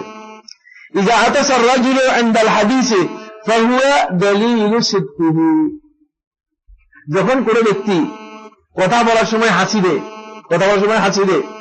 তাহলে এটা তার এই কথা যে বলছে, কথা সত্যবাদিতার দলিল, প্রমাণ যে সত্য কথা বলছে লোকটা। এটা দেখি যে গ্রামে গঞ্জে বহুল প্রচলিত। এটা শুনেন নাই নাকি? আজকে শুনছেন? আজকে শুনছেন কেউ? না এর আগে কেউ শুনছেন কি এরকম কথা? আমি তো বহু শুনেছি যে হাসি দিলে বলে যে কথাটা একবার সত্য বলেছেন, তবে একবারে সত্য বলেছেন, সত্য কথা দলিল হচ্ছে উনি হাসি দিলেই, এবং এটা হাদিস হিসেবে চালিয়ে দেওয়া হয়েছে, দেখেছেন এখানে হাদিস হিসেবে চালিয়ে দেওয়া হয়েছে। আচ্ছা, ইবনে কাইয়্যিম রাহমাতুল্লাহ আলাইহি বলেন, কিন্তু বিবেক দেখেন, বিবেক যখন সুস্থ বিবেক যখন চিন্তা করবে, রাসূলুল্লাহ সাল্লাল্লাহু আলাইহি ওয়াসাল্লাম কথা বলতে পারেন, হাসি তো মানুষের তবিয়তের বিষয়, মানুষের প্রকৃতিগত বিষয়, মানুষের শারীরিক কারণে হাসি আসে, এবং হাসি আসলেই যে তার কথা সত্য হয়ে যাবে, এটা আসলে এটা কোনদিন বিবেক মেনে নেয় না। এবং এই বিবেকের সাথে কনফ্লিক্ট করার সাথে সাথে আমি ইলমুল হাদিসে যাবো, ইলমুল হাদিসে গিয়ে দেখবো যে এটা হাদিস নয়, এটা হাদিসের নামে জালিয়াতি, এটা হাদিসের নামে কি জালিয়াতি। এই জন্য শাইখুল ইসলাম ইবনে কাইয়্যিম রাহমাতুল্লাহ আলাইহি এই সম্পর্কে বলেন, ওয়ালাউ আতাসা আলফ মাররা, যদি 1,00,000 বার হাসি দেয়, ওহু ইয়ারবি হাদিসের মাকজুবান, আর সে আল্লাহ রাসূল সাল্লাল্লাহু আলাইহি ওয়াসাল্লাম যদি মিথ্যা হাদিস বর্ণনা করে, তাহলে সেটা কিয়ামত পর্যন্ত সত্য হবে না, হবে কিনা? 1,00,000 বার হাসি দিয়ে যদি মিথ্যা হাদিস আল্লাহ রাসূল সাল্লাল্লাহু আলাইহি ওয়াসাল্লাম নামে চালু করে, তাহলে এটা সত্য হওয়ার কোনো সুযোগ আছে কিনা? সত্য হওয়ার কোনো সুযোগ নেই। সুতরাং এটা সত্য হবে না, এটা গ্রহণযোগ্য হবে না, রাসূলুল্লাহ সাল্লাল্লাহু আলাইহি ওয়াসাল্লাম এটা গ্রহণযোগ্য হবে না। তাহলে আমরা এটা বুঝতে পেরেছি যে এটা আল্লাহ রাসূল সাল্লাল্লাহু আলাইহি ওয়াসাল্লামের বক্তব্য নয়। আচ্ছা, এরপর 4 নম্বর হাদিস। 4 নম্বর হাদিস হচ্ছে, এটা বর্ণনা করেছে, আলাইকুম বিল আদাস, তোমরা মসুর ডাল খাও। মসুর ডাল তো আপনারা খান, এই জন্য আপনাদের জন্য এই হাদিসটা খুব প্রযোজ্য হবে। আলাইকুম বিল আদাস, তোমরা মসুর ডাল খাও, ফাইন্নাহু মুবারাকুন, কিভাবে বাড়াচ্ছে দেখেন, ওই মসুর ডাল হচ্ছে মুবারক, ইউরাক্কিকুল কলব, এটা হার্টকে নরম করে, ইউরাক্কিকুল কলব, হার্টকে নরম করে মসুর ডালের ফজিলত বর্ণনা করতেছে। তারপরে ওয়ায়ুকসিরুদ দামা, আর মসুর ডালের কারণে অশ্রুতা বেশি তৈরি করে, তাহলে তোমরা আল্লাহ রাব্বুল আলামিনের সন্তুষ্টির জন্য কান্নাকাটি করতে পারবে। এরপরে বলতেছেন যে ফাদাসসা ফীহি ৭০ নবিয়্যান, এরপর বলতেছে ৭০ জন নবী মসুরের ডাল কি করেছে, বেটে তারপরে তারা খেয়েছেন। এই হাদিস বর্ণনা করতেছেন, এই হাদিস বর্ণনা করতেছেন। এই হাদিস বর্ণনা করার পরে বিবেক নিয়ে আপনি চিন্তা করলে দেখবেন যে এটা আসলে হাদিস হতে পারে না, ইলমুল হাদিস হলে যেটা হাদিস হতে পারে না। আব্দুল্লাহ ইবনে মুবারক রাহমাতুল্লাহর কাছে এক ব্যক্তি আসলেন, এসে প্রশ্ন করলেন এই হাদিস সম্পর্কে। আব্দুল্লাহ ইবনে মুবারক রাহমাতুল্লাহর কাছে এসে বললেন, এই হাদিস সম্পর্কে প্রশ্ন করলেন, কি আলাহু, তারপর আব্দুল্লাহ ইবনে মুবারক রাহমাতুল্লাহকে বললেন, প্রশ্ন করলেন এভাবে যে ইন্নাহু ইউবা আনকা, এই হাদিসটা আপনার নামে বর্ণনা করা হয়, যে আপনি বর্ণনা করেছেন। আব্দুল্লাহ ইবনে মুবারক রাহমাতুল্লাহকে বলতেছে যে আপনি নাকি বর্ণনা করেছেন এই হাদিসটা। ফাকাল ইবনে মুবারক, আব্দুল্লাহ ইবনে মুবারক রাহমাতুল্লাহ বলেন, হানি, আমার কাছ থেকে। তিনি একটু আশ্চর্য বোধ করলেন, তারপরে প্রশ্ন করলেন যে আমার কাছ থেকে বর্ণনা করতেছে। মা আরফাউ শাইআন ফিল আদাস, মসুর ডালের ব্যাপারে কোন হাদিস আমি আল্লাহ রাসূল সাল্লাল্লাহু আলাইহি ওয়াসাল্লামের কাছে থেকে কখনো বর্ণনা করি নাই। ইন্নাহু শাহওয়াতুল ইয়াহুদ, আমি যতটুকু জানি এটা ইহুদিদের সবচেয়ে প্রিয় খাবার, এটা ইহুদিদের সবচেয়ে প্রিয় খাবার, যেটা আমরা জানি এটা হচ্ছে ইহুদিদের প্রিয় খাবার। এটা বললেন কে? আব্দুল্লাহ ইবনে মুবারক রাহমাতুল্লাহ আলাইহি। সুতরাং এখান থেকে আমরা যেটা বুঝতে পেরেছি, সেটা হলো যে মসুরের ডাল এর ব্যাপারে যে হাদিসটা বর্ণনা করা হয়েছে, যথেষ্ট বিবেক মূলত সেটা গ্রহণ করে না, এবং এই ধরনের হাদিস গ্রহণযোগ্য নয়, এই ধরনের হাদিস প্রয়োজন হতে পারে না। এরকম অনেকগুলো হাদিস এখানে রয়েছে, অনেক দীর্ঘ সময় লাগবে, এই জন্য আমরা সেগুলো যাচ্ছি না। আমরা দ্বিতীয় স্টেজে যেতে চাই, মানে দ্বিতীয় যে স্তর আছে সেই স্তরের আলোচনার মধ্যে যেতে চাই। এরপরে আসেন এই হাদিসের মধ্যে আসেন, এগুলো তো এমন হাদিস দিলাম যে হাদিসগুলো আপনারা বুঝতে, মানে শুনলেই বুঝতে পারতেছেন যে, অথবা বুঝতে না পারলেও মানে আপনাদের বিবেকে, মানে স্বাভাবিক বিবেকে এটা উপলব্ধি হচ্ছে যে এটা আসলে হাদিস না। বুঝে আসছে? যদি হাদিস না, আপনি তাৎক্ষণিকভাবে বলতে পারবেন না। আপনি কি বলতে পারবেন তাৎক্ষণিকভাবে এটা হাদিস না জেনে আন্দাজের উপর? কারণ আন্দাজের উপর যদি হাদিস নয় এটা বলতে যান, তাহলে আপনি আল্লাহ রাসূল সাল্লাল্লাহু আলাইহি ওয়াসাল্লাম যদি হাদিস হয় তাহলে সেটাকে অস্বীকার করলেন। এটা কোন অবস্থা? এই জন্য আপনাকে যেতে হবে, আমি বলেছি এর ভিত্তি হচ্ছে আমাদের কোথায়? ইলমুল হাদিসে। এর ভিত্তি হচ্ছে কিন্তু ইলমুল হাদিসে। ইলমুল হাদিস এর উপর নির্ভর করে আমাদেরকে বলতে হবে কোনটা সহিহ, কোনটা সহিহ নয়, কোনটা গ্রহণযোগ্য, কোনটা জাল বাতিল মিথ্যা হাদিস, সেটা আমাদেরকে সেই অনুযায়ী বলতে হবে। এবার আসেন, মসজিদের মধ্যে খুতবা শুনতেছেন, খতিব সাহেব জুমার খুতবার মধ্যে আল্লাহ রাসূল সাল্লাল্লাহু আলাইহি ওয়াসাল্লাম হাদিস বর্ণনা করে দিয়ে যাচ্ছে। কি হাদিস বর্ণনা করতেছে? খুতবার মধ্যে তিনি হাদিস বলতেছেন রাসূলুল্লাহ সাল্লাল্লাহু আলাইহি ওয়াসাল্লাম থেকে, ইন্না আউওয়ালা মা খালাকাল্লাহুল কলম, আল্লাহ তাআলা সর্বপ্রথম কলমকে সৃষ্টি করেছেন। ওয়াকাল, তারপর বলেন কলমকে সৃষ্টি করার পরে কলম বললো মা আক্তুব, আমি কি লিখবো? ক্বালা উকতুব কুল্লা শাইইন হুয়া কাইনুন ইলা ইয়াউমিল কিয়ামা, যে কিয়ামত পর্যন্ত যা কিছু হবে সব কিছু কি করো, লিপিবদ্ধ করে দাও। কিয়ামত পর্যন্ত যা কিছু হবে সব কিছু লিপিবদ্ধ করে দাও। ফাজারা বিমা হুয়া কাইনুন ইলাল আবাদ, এরপর আবাদ একেবারে অনন্তকাল পর্যন্ত যা কিছু হবে সব কিছু কি করলেন, কলম সবকিছু লিখে দিলেন। এটা ইমাম সাহেব খুতবার মধ্যে দিলেন। এখন আপনি আপনার বিবেক দিয়ে এটাকে কি হাদিস নয়, হাদিস কি বলবেন? আপনি এখন আপনার যে মানে বিবেক দিয়ে এটাকে কিভাবে বিশ্লেষণ করবেন? বিশ্লেষণ করতে হলে আপনাকে জানতে হবে ইলমুল হাদিস। আচ্ছা, এটা বাদ দিলাম, এবার দ্বিতীয় হাদিসের মধ্যে আসেন। এবার আজকে এই মসজিদে নামাজ পড়ছেন তো এই হাদিস শুনলেন, কিন্তু আগামীকাল আরেক মসজিদে গেলেন, মনে করেন আজকে গেছেন এটা কি মসজিদে যেটা আমরা নামাজ পড়তেন, আলামিন মসজিদে গেলেন, এই হাদিস শুনলেন। এখন আলামিন ওইদিকে বুঝলেন না, আর জাহেল আরেক মসজিদে গেছেন মনে করেন, সেখানে গিয়ে আবার শুনতেছেন সে আরেকটা হাদিস বলতেছে। এই হাদিসের মধ্যে আসছে ইন্না আউওয়ালা মা খালাকাল্লাহুল আকল, সর্বপ্রথম আল্লাহ রাব্বুল আলামিন সৃষ্টি করেছেন আকলকে। সর্বপ্রথম আল্লাহ তাআলা সৃষ্টি করেছেন আকলকে। ফাকালা লাহু, তারপর আকলকে বলেছেন আকবিল, অগ্রসর হও। ফাআকবালা, অগ্রসর হলো। সুম্মা কালা, তারপর আল্লাহ তাআলা বলেন ওয়া ইজ্জতি ওয়া জালালি, আমার ইজ্জত এবং জালালের কসম, মা খালাকতু খালকান আশরাফা মিনকা, তোমার চেয়ে উত্তম এবং শ্রেষ্ঠ আর কোন সৃষ্টি আমি সৃষ্টি করি নাই। এখন আরেক মসজিদে গেলেন, আপনি শুনলেন এটা। এবার আপনি কোন বিপদে বলতে বললেন? আগে বললো আল্লাহ তাআলা প্রথম কলমকে সৃষ্টি করেছে, তারপরে বললো আল্লাহ তাআলা প্রথম আকলকে সৃষ্টি করেছে। এই একটা হাদিস পেলেন কিনা? এবার আপনি বিবেক দিয়ে এটাকে সাথে সাথে বিষয়ে বুঝতে পারবেন। এবার পরে এর পূর্ব পাশে আরেক মসজিদে গেলেন, আরেক মসজিদে যাওয়ার পরে সেখানে গিয়ে দেখেন যে ইমাম সাহেব বর্ণনা করতেছে, হাদিস দ্বারা ইমাম সাহেব বর্ণনা করে দিচ্ছে যে রাসূলুল্লাহ সাল্লাল্লাহু আলাইহি ওয়াসাল্লাম জাবের ইবনে আব্দুল্লাহ থেকে বলতেছে, ইয়া রাসূলুল্লাহ বিআবি আনতা ওয়া উম্মি, হে আল্লাহর রাসূল সাল্লাল্লাহু আলাইহি ওয়াসাল্লাম আপনার জন্য আমার পিতামাতা উৎসর্গ হোক। আখবিরনি আন আউওয়ালি শাইইন খালাকাহুল্লাহু ক্বাবলা আল আশিয়া, আমাকে সংবাদ দিন আল্লাহ রাব্বুল আলামিন সমস্ত জিনিস সৃষ্টি করার আগে সর্বপ্রথম কোন জিনিসকে সৃষ্টি করেছে? ক্বালা ইয়া জাবির, তিনি বললেন হে জাবির, ইন্নাল্লাহ তাআলা, নিশ্চয়ই আল্লাহ তাআলা খালাকা ক্বাবলা আল আশিয়া, সব জিনিসের আগে নূরা নবিয়িকা, তোমার নবীর নূরকে সৃষ্টি করেছে। খালাকাহু মিন নূরিহি, তার নূর থেকে তাকে সৃষ্টি করেছে। ফাজালা যালিকা নূরা ইয়ানুরু, তারপর আল্লাহ রাব্বুল আলামিন এই নূরটাকে করে দিয়েছেন। এই নূর কি হচ্ছিল? প্রত্যাবর্তিত হচ্ছিল, ঘুরতেছিল, ঘূর্ণি তাক খাচ্ছিল। এরপরে এই হাদিস শুনতে পেলেন। এবার আপনি বলেন তো, আপনার আকল দিয়ে তিনটা শুনলেন, কোনটাকে আপনি প্রাধান্য দিবেন বা কিভাবে বুঝবেন? কারণ এখানে আপনি কোন অবস্থাতেই কি করতে পারবেন না, কোন অবস্থাতেই ডিসিশনে বসতে পারবেন না। আকল দিয়ে এটা ডিসিশনে বসে যাবে না। সুতরাং আপনাকে অবশ্যই ইলমুল হাদিসের আশ্রয় গ্রহণ করতে হবে, ইলমুল হাদিসের আশ্রয় গ্রহণ করতে হবে।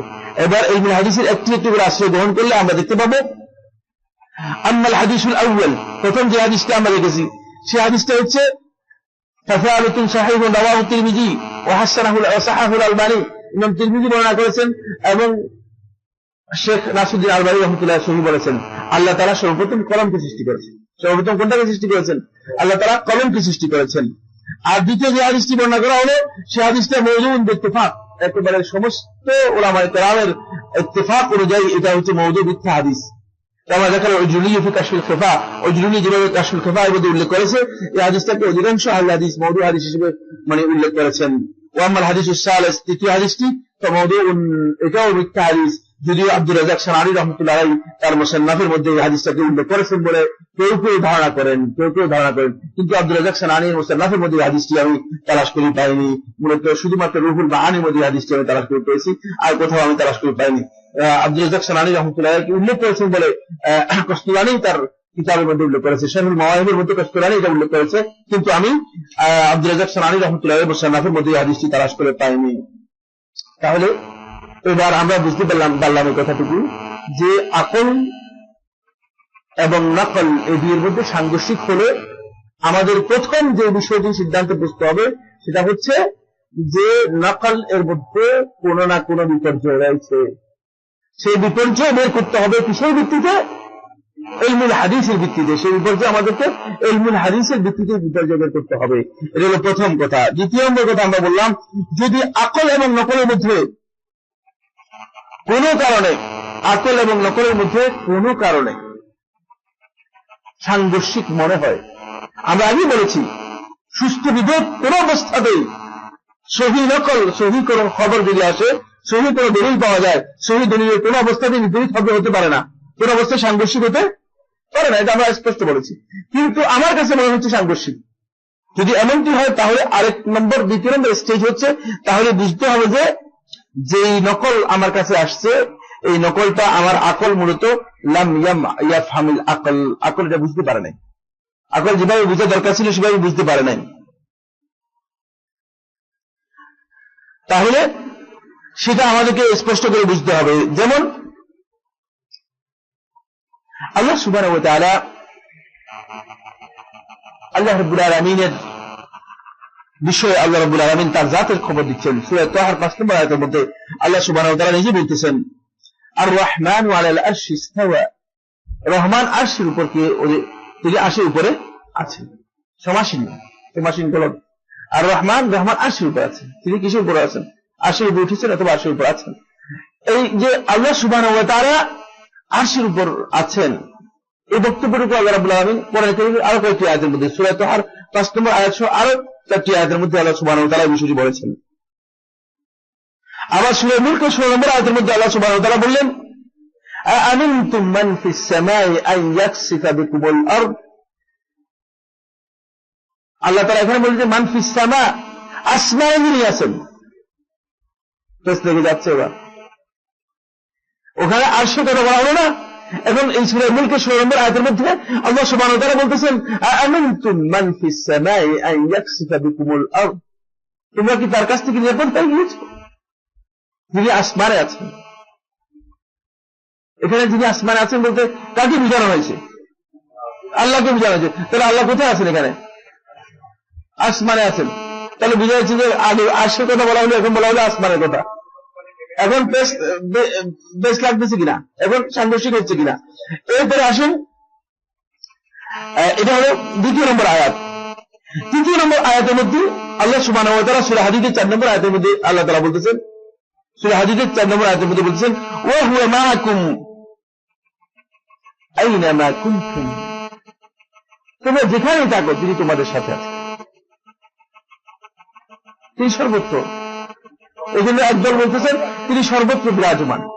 একদল লোক এই আয়াত থেকে সরাসরি বুঝে গিয়েছেন, সোজা কথায় বুঝে গিয়েছেন এই আয়াত থেকে যে তিনি সর্বত্র বিরাজমান। এই আয়াত থেকে সরাসরি এই কথাই বুঝে গেছেন, যেহেতু মানে এই আয়াতের মাধ্যমে এই কথা বলতেছেন যে ওয়া হুয়া মাআকুম আইনামা কুনতুম, তোমরা যেখানে থাকো তিনি তোমাদের সাথে আছেন।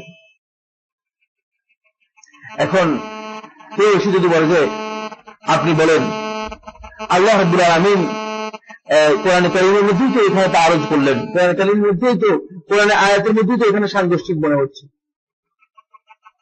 কোরআনে কারীমের আয়াতের মধ্যেই তো এখানে সাংঘর্ষিক মনে হয়েছে। এখন আপনি কি বলবেন? আপনি কি বলবেন কোরআনের আয়াতের মধ্যে এখানে সাংঘর্ষিক মানে সংঘর্ষ আছে? কি মনে করবেন? হ্যাঁ, সংঘর্ষ নেই। তাহলে এটা কি মানে এই 3টি আয়াত দ্বারা কি বুঝি আমরা? 3টি আয়াতের মধ্যে কিভাবে বুঝি?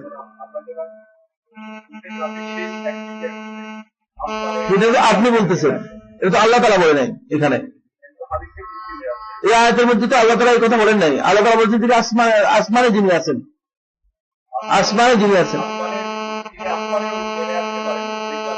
সে তো আসতে পারেন, একটা ধারণা দিচ্ছি আমি, দুনিয়াতে নেমে আসতে পারেন। দুনিয়া নেমে আসতে পারেন না মানে আল্লাহ রাব্বুল আলামিন দুনিয়া নেমে আসতে কি কোনো সমস্যা আছে নাকি? না, আসতে পারেন না। হ্যাঁ, যদি আসমানে নেমে আসতে পারেন, দুনিয়াতে নেমে আসতে পারেন, একই কথাই। মানে এই সাধারণ বিবেক দিয়ে মানে জিনিস বিচার করে আপনি কি বলতে চাচ্ছিলেন?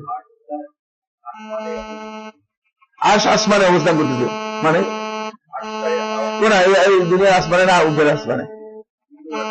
এই আসলে এই 3টি বক্তব্যের মধ্যে কোথাও সাংঘর্ষ নেই। কিন্তু এখানে আমাদের খেয়াল রাখতে হবে যেটা, সেটা হচ্ছে এখানে আকল জিনিসটাকে উপলব্ধি করতে পারে নাই। মূলত আল্লাহ রাব্বুল আলামিন প্রথম 2টি আয়াতের মধ্যে আল্লাহ রাব্বুল আলামিন তার উলুমুল মুতলাক এর দিকে নির্দেশ দিয়েছেন। তিনি যে সব কিছুর উপরে রয়েছেন, তিনি যে আরশের উপরে রয়েছেন, এটাকে প্রমাণ করার জন্য আল্লাহ রাব্বুল আলামিন কখনো সামা শব্দ ব্যবহার করেছেন, আসমান শব্দ ব্যবহার করেছেন, যেহেতু আসমানই আমাদের জন্য সবচেয়ে উপরে। আর আরশ শব্দ ব্যবহার করেছেন যেহেতু আরশ হচ্ছে একেবারে সব কিছুর উপরে, সব কিছুর পুরো সৃষ্টি জগতের উপরে আরশ রয়েছে। এই জন্য আল্লাহ রাব্বুল আলামিন মূলত তার উলুহুল মুতলাক বোঝানোর জন্য মূলত এই শব্দগুলো ব্যবহার করেছেন। আর যেখানে আল্লাহ রাব্বুল আলামিন বলেছেন আইনামা ওয়া হুয়া মাআকুম আইনামা কুনতুম, সেখানে মূলত আল্লাহ রাব্বুল আলামিন তার ইলমের কথা আলোচনা করেছেন, যেহেতু এর আগেই আল্লাহ রাব্বুল আলামিন ইলমের কথা ইঙ্গিত করেছেন। সুতরাং যদি এভাবে ব্যাখ্যা করা হয় থাকে তাহলে কোরআন কারীমের এই আয়াতগুলোর মধ্যে কোথাও সংঘর্ষ নেই। তাহলে বুঝতে হবে যে একটা সুস্থ বিবেক দিয়ে মূলত এই নসকে বুঝতে হবে। যতক্ষণ পর্যন্ত এই নসকে কোনো ব্যক্তি না বুঝবে তখন সে মনে করবে যে এর মধ্যে সাংঘর্ষিক, এবং সে বলবে যে কোরআনের মধ্যে সংঘর্ষ রয়েছে। এবং কোরআনের বক্তব্যের মধ্যে সংঘর্ষ দেখানোর জন্য এমন আমরা একবার ঝিনাইদহ হয়ে গেলাম এই জন্য, এটা একটা প্রোগ্রামের মধ্যে দাওয়াতি কাজে, তখন ঝিনাইদহ সেখানে আমরা একটা 3 জন খ্রিস্টান হয়ে গিয়েছে, তাদের সাথে একটা মোনাজারায় বসলাম, তাদের সাথে একটা বহাসে বসলাম। তখন খ্রিস্টানরা এক বিশাল লম্বা ফেরেশতা নিয়ে এসেছে, এখানে কোরআনে কারীমের প্রায় 100 ভুল নিয়ে আসছে, কোরআনে কারীমের 100 ভুল নিয়ে আসছে। এরকম কোরআনের মানে আয়াতের মধ্যে এই সমস্ত মানে বিষয় তারা বুঝতে পারেনি, তাদের বিবেক দিয়ে যেটাকে তারা উপলব্ধি করতে পারেনি, এই ধরনের বিষয় নিয়ে এসে তারা বুঝাতে চেষ্টা করেছে যে এগুলো কোরআনের মধ্যে ভুল। তাহলে এই কোরআনের মধ্যে এই ধরনের সংঘর্ষ কেন দেখা যাচ্ছে? একবার আল্লাহ তাআলা বলেছেন আল্লাহ সবার সাথে আছে, একবার আল্লাহ তাআলা বলতেছেন আল্লাহ আসমানে আছেন, একবার আল্লাহ তাআলা বলতেছেন আল্লাহ রাব্বুল আলামিন আরশের উপরে রয়েছেন। তাহলে কোনটা সঠিক? কোনটা সঠিক? এইটা এই যে মানে সংঘর্ষটা তৈরি করেছে, মূলত এই সংঘর্ষ তৈরি করেছে আকল। এই সংঘর্ষ কিছু তৈরি করেছে, নস তৈরি করে নাই। নস মূলত একই উৎস থেকে এসেছে, নসের একই টার্গেট, একই কথা নস বলেছে, কিন্তু আকল বুঝতে এটাকে কি করেছে? সবচেয়ে বড় আকলে বুঝতে ভুল হয়ে গেছে, আকলে বুঝতে দুর্বল হয়ে গেছে। যেহেতু আকল এটাকে বুঝতে পারেনি, এই জন্য আকল দিয়ে সত্যিকার সহি আকল দিয়ে আমাদেরকে এই নাশগুলো বুঝতে হবে। যদি সহি আকল দিয়ে আমরা এই নাশগুলো বুঝতে পারি তাহলে আমরা দেখবো যে মূলত এই সমস্ত ক্ষেত্রে কোনো ধরনের বিভ্রান্তি নেই, বরং আকল মানে এগুলো বুঝতে দুর্বল হওয়ার কারণে আমরা এই জিনিসগুলো আমরা এগুলোর মধ্যে সাংঘর্ষিক মনে করতেছি, এগুলোকে সাংঘর্ষিক মনে করতেছি। এই কারণেই দেখা গিয়েছে মূলত এই সংঘর্ষ কিন্তু আজকে শুরু হয়নি। মানে এই সাংঘর্ষিকতার কারণে আশায়রি যারা রয়েছে, মাতুরিদি যারা রয়েছে, তারা শেষ পর্যন্ত আল্লাহ রাব্বুল আলামিনের মানে জাতের বিষয় নিয়ে তারা বড় বিভ্রান্তির মধ্যে পড়ে গিয়ে আল্লাহ রাব্বুল আলামিনের ইস্তিওয়াকে, সিফাতুল ইস্তিওয়া, আল্লাহ তাআলার ইস্তিওয়ার যে সিফাত রয়েছে, যে তিনি যে আরশের উপরে উঠেছেন, এই যে সিফাত রয়েছে, এই সিফাতকে তারা বিকৃত করে দিয়েছে, এই সিফাতকে বিকৃত করে দিয়েছে। যেহেতু তারা দেখেছে কি আল্লাহ রাব্বুল আলামিনকে যদি আরশের উপরে উঠেছেন সেটা আমরা প্রমাণ করি, তাহলে তো আল্লাহ রাব্বুল আলামিনের অন্য যে আয়াত বা বক্তব্য রয়েছে, আল্লাহ রাব্বুল আলামিনের কোরআনে কারীমে যে সমস্ত বক্তব্যগুলো দিয়েছেন, সেই বক্তব্যগুলোর সাথে এটা সাংঘর্ষিক মিলাইতে পারতেছি না, বিবেক দিয়ে এটা মিলাতে পারতেছি না। সুতরাং তারা বিবেক দিয়ে একটা সিদ্ধান্ত করছে, সেটা হচ্ছে ইস্তাওয়াকে যদি অর্থ বিকৃত করে দিই, ইস্তাওয়াকে অর্থ যদি আমরা ইস্তাউলা করে দিই, যে আল্লাহ তাআলা এটার উপরে অধিকার লাভ করেছেন, ক্ষমতা লাভ করেছেন, তাহলে এই সব কিছুকে কি করতে পারবো? আমরা বুঝাতে পারবো এবং এক অর্থ হয়ে যাবে। এই জন্য আশায়রি যারা আছে, মাতুরিদি যারা আছে, তারা মূলত এই ক্ষেত্রে বড় ধরনের বিভ্রান্তির মধ্যে রয়েছে এবং বড় ধরনের বিভ্রান্তি তৈরি করেছে। আমাদের যেটা খেয়াল রাখতে হবে সেটা হচ্ছে এই, আমরা যে মূল পয়েন্টে আলোচনা করতেছিলাম সেটা হচ্ছে কোন অবস্থাতেই সহি সুস্থ বিবেক কোন অবস্থাতেই মূলত সহি হাদিসের অথবা সহি নকলের কোন অবস্থাতেই সাংঘর্ষিক হবে না, কোন অবস্থায় সাংঘর্ষিক হবে না। সাংঘর্ষিক হলে হয়তো মনে করতে হবে যে হাদিসটা সাব্যস্ত হয়নি, হাদিসের মধ্যে সমস্যা হয়েছে, অথবা বুঝতে হবে যে আমাদের আকলের মধ্যে কি রয়েছে, বুঝের মধ্যে সমস্যা হয়েছে। আমরা আকল যে জিনিসটাকে আসলে সত্যিকার ভাবে যেভাবে বুঝা দরকার ছিল সেভাবে আমরা বুঝতে পারিনি।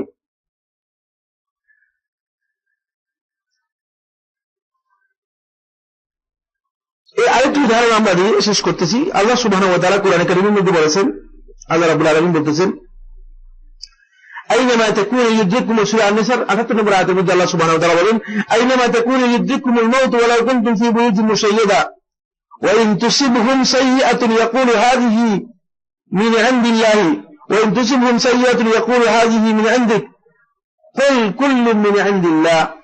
আল্লাহ তাআলা বলতেছেন সূরা আন-নিসার 78 নম্বর আয়াতের মধ্যে আইনামা তাকুনু, তোমরা যেখানেই থাকো না কেন, ইউদরিকুমুল মাউত, মৃত্যু তোমাদেরকে অবশ্যই পাবে। এটা আল্লাহ রাব্বুল আলামিনের বক্তব্য, এবং যেখানেই তোমরা থাকো সেখানে মৃত্যু তোমাদেরকে পাবে। ওয়ালাউ কুনতুম ফি বুরুজিন মুশাইয়্যাদা, যদি তোমরা সুউচ্চ প্রাচীরের মধ্যে আত্মগোপন করে থাকো তোমাদেরকে মৃত্যু অবশ্যই পাবে। তারপরে বলতেছেন ওয়া ইন তুসিবহুম হাসানা, যদি কোনো কল্যাণ ভালো কাজ তাদেরকে পায়, কোনো ভালো বিষয় তাদেরকে পায়, ইয়াকুলু হাযিহি মিন ইনদিল্লাহ, যে এটা আল্লাহর পক্ষ থেকে, যে হ্যাঁ এটা তো ভালো কাজ হয়েছে। আমরা একটা হাসানা বলতে এখানে অনেকে বলেছেন যে যুদ্ধের মধ্যে যদি বিজয় লাভ হয় তখন বলে যে হ্যাঁ আল্লাহর পক্ষ থেকে বিজয়টা আমাদের কাছে এসেছে। যদি কোনো খারাপ কিছু তাদেরকে পেয়ে বসে, কোনো ক্ষতি তাদের পেয়ে বসে, কোনো ক্ষতি যদি তাদেরকে আক্রান্ত করে,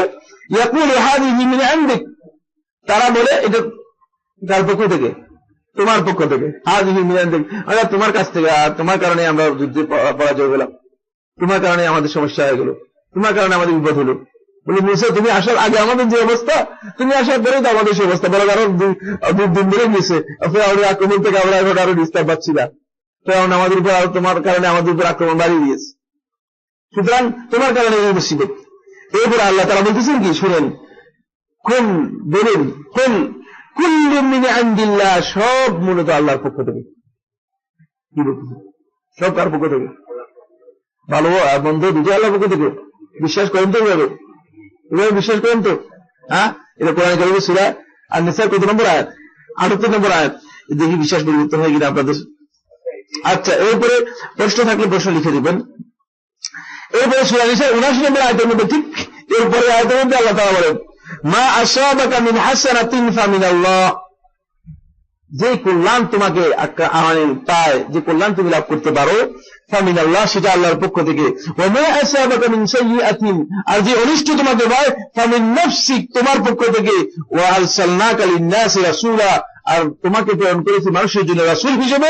ওয়া কাফা বিল্লাহি শাহীদা, আর সাক্ষী হিসেবে আল্লাহ যথেষ্ট। এবার দ্বিতীয় আয়াত বিশ্বাস করেন কিনা? হ্যাঁ, তাহলে এবার কি মুসিবত বাঁচবে?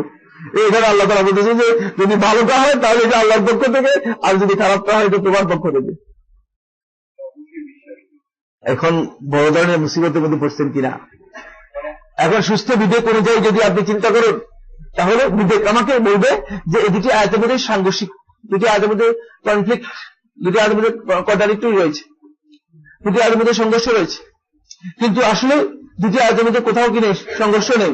আমরা বলেছি কোন অবস্থাতেই লা তাতাআলা ইয়াতাহারাব কাতইয়ান, কোন অবস্থাতে দুটি অকাট্য দলিল, দুটি কোরআনের আয়াত কোন অবস্থাতেই, মানে এটা কেউ প্রমাণ করতে পারবে না যে কোন অবস্থাতে দুটির মধ্যে মানে সংঘর্ষ রয়েছে অথবা গরমিল রয়েছে, এটা কেউ প্রমাণ করতে পারবে না। সুতরাং এখন বুঝতে হবে যে আমাদের এই দুটি আয়াত বাহ্যিক যে আমাদের কাছে যেটা ধারণা করা করতেছি আমরা যে দুই আয়াতের মধ্যে সাংঘর্ষিকতা রয়েছে অথবা সাংঘর্ষিক, মূলত এটা আমাদের বুঝের অভাব। এটা কিসের অভাব? এটা এই দুটি আয়াত আমরা বুঝতে পারিনি। এখন কেউ এসে প্রশ্ন করতে পারে যে প্রথম আয়াতের মধ্যে কেন আল্লাহ রাব্বুল আলামিন ফালিমাযা আনকারা আল্লাহু সুবহানাহু ওয়া তাআলা আলাইহিম আউয়ালান, প্রথম আয়াতের মধ্যে 78 নম্বর আয়াতের মধ্যে কেন আল্লাহ রাব্বুল আলামিন ভালো এবং মন্দ দুটোই আল্লাহর পক্ষ থেকে কথা বললেন, আর এটা ইনকার করলেন তারা যে রাসূল সাল্লাল্লাহু আলাইহি ওয়াসাল্লামকে বলছে যে তোমার পক্ষ থেকে মন্দ হবে, এটাকে আল্লাহ তাআলা কঠিনভাবে ইনকার করলেন। অথচ দ্বিতীয় আয়াতে আল্লাহ রাব্বুল আলামিন সাব্যস্ত করলেন এই কথা যে ভালো হোক মন্দ হোক, মানে মন্দটা তোমার পক্ষ থেকে আর ভালো হলে তার পক্ষ থেকে, আল্লাহর পক্ষ থেকে, এটাই সাব্যস্ত করলেন দ্বিতীয় আয়াতে। তাহলে কেন আল্লাহ তাআলা এটা করলেন? তাহলে ফাহালিস সাইয়্যাতু মিন ইনদিল্লাহি আম মিন ইনদিল আবদি ইযা খালাত, তাহলে সাইয়্যাত যেটা আছে, খারাপ যেটা আছে, ক্ষতির দিক যেটা আছে, এটা কি আল্লাহর পক্ষ থেকে না বান্দার পক্ষ থেকে হয়ে থাকে? কেউ কেউ বলতেছেন এটা তাআরুজ, কেউ কেউ বলতেছেন এটা মানে বড় ধরনের তাআরুজ দেখা দিয়েছে। মূলত এই দুই আয়াতের মধ্যে কোন ধরনের সাংঘর্ষিকতা নেই। কারণ প্রথম যে আয়াতের মধ্যে আল্লাহ রাব্বুল আলামিন যে কথাটা বলেছেন, প্রথম দুই আয়াতের মধ্যে, এটা আমাদেরকে ভালো করে বুঝতে হবে। প্রথম আয়াতের মধ্যে আল্লাহ রাব্বুল আলামিন আল হাসানা ওয়াস সাইয়্যা, উত্তম আর ক্ষতি, মানে যেটা ভালো কাজ আর যেটা ক্ষতি, এই দুটা বলেছেন। মূলত এখানে প্রথম আয়াতের মধ্যে বোঝানো হয়েছে যেটা, সেটা হলো বিল মা'নাল কাউনি, মানে সৃষ্টিগতভাবে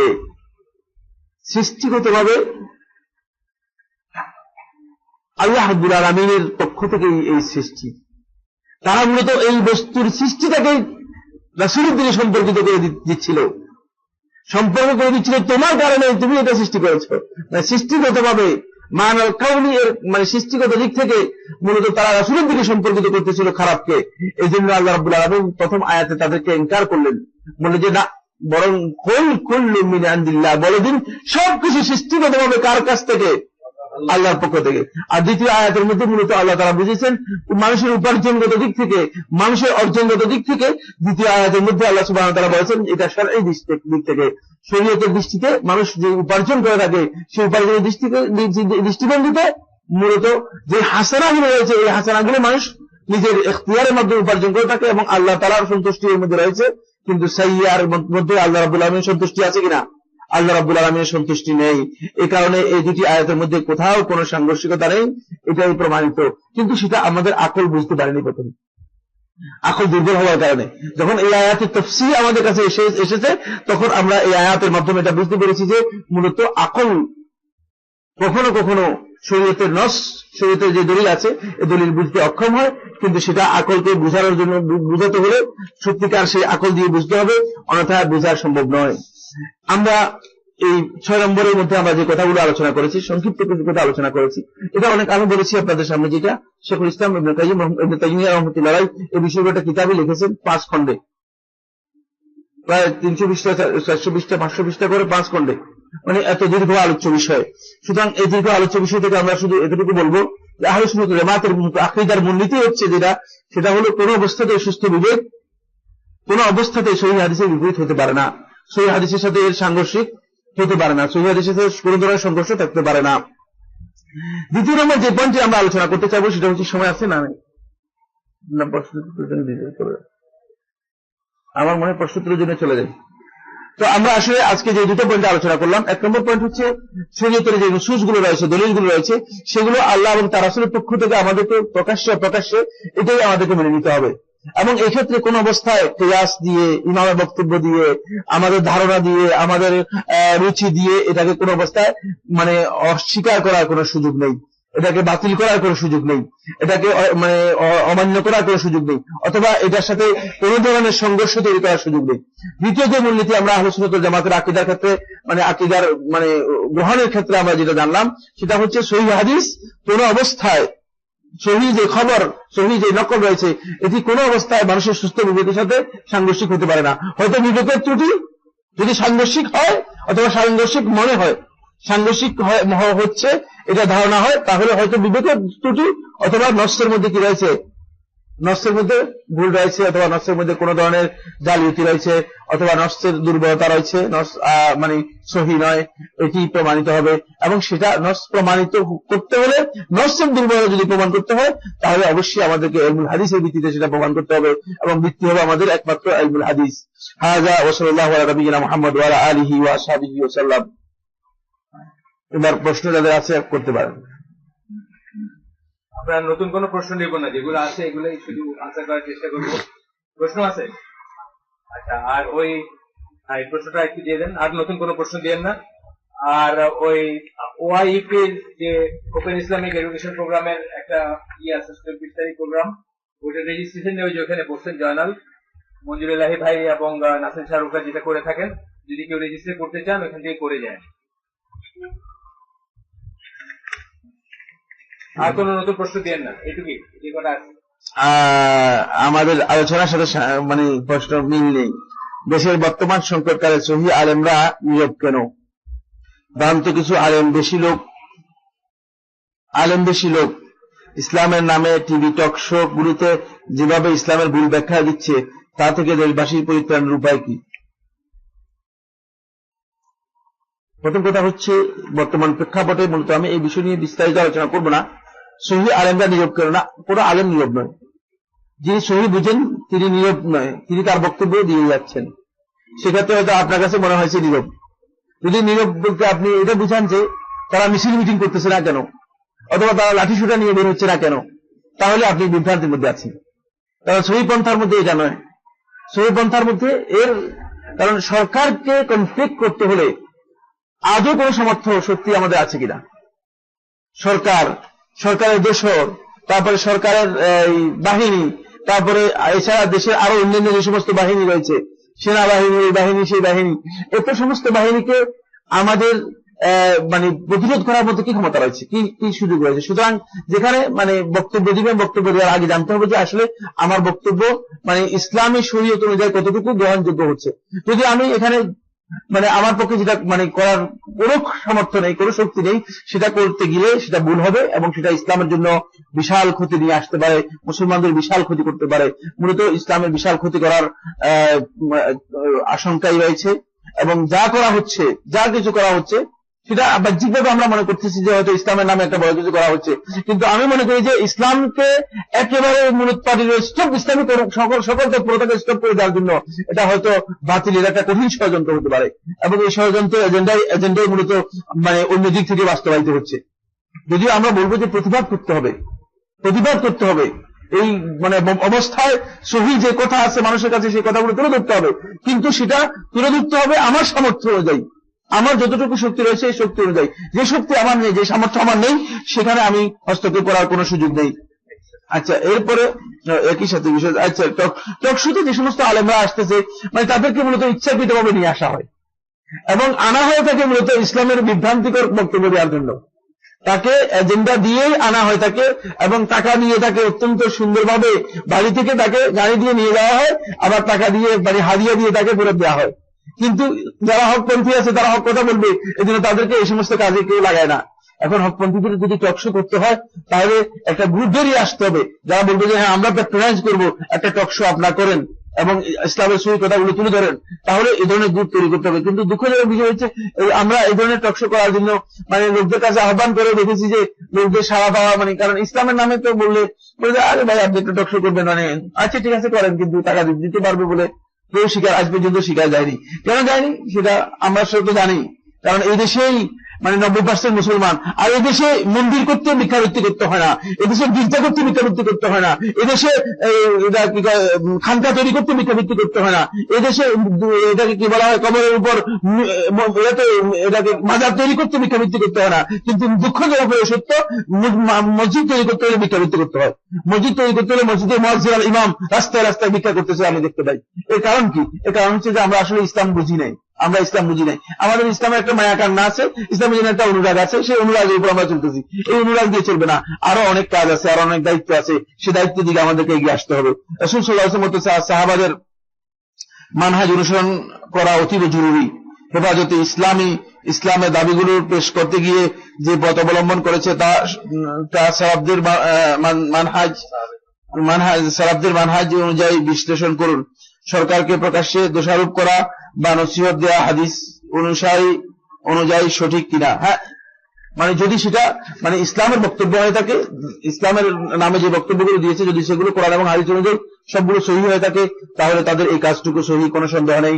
তবে এই কাজের মধ্যে যেটা করতে তারা সক্ষম নয় সেটা যদি তারা ইনক্লুড করে তাহলে অবশ্যই এটা বিভ্রান্তি, এটা করতে পারবে না, সেটা করার সুযোগ নেই। কিন্তু প্রতিবাদ করা, প্রকাশ্যে সরকারের প্রতিবাদ করা একেবারেই জায়েজ, যেহেতু সরকার মূলত প্রকাশ্যেই কুফরি করে যাচ্ছে,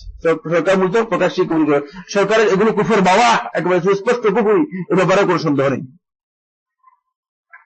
এরপরে মায়ের পায়ের তলে সন্তানের বেহেশত, এই হাদিসটি কি জাল? না, এই হাদিসটাকে জাল করে দিচ্ছেন কিভাবে? কারণ আমি ইন্টারনেটে দেখলাম এতে দুইজন রাবি দুর্বল, আলেমগণ এটি জাল না, ইন্টারনেটে কে বলেছে এই হাদিসটা দুইজন রাবি দুর্বল রয়েছে? এই হাদিসটা আমাদের দিক থেকে বিশুদ্ধ। শেখ নাসিরউদ্দিন আলবানী রাহমাতুল্লাহ আলাইহি সহিহ বলেছেন, একজন বর্ণনাকারী এর মধ্যে দুর্বল নেই।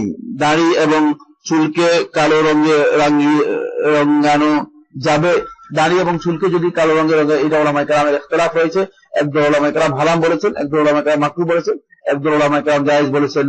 তবে ইমাম জুহরি সহ সালফে সালেহিনের একদল ওলামায়ে কেরাম বলেছেন এটা মাকরুহ এবং শেখ ইমাম আহমদ ইবনে হাম্বল রাহমাতুল্লাহ আলাইহি মাকরুহকে প্রাধান্য দিয়েছেন।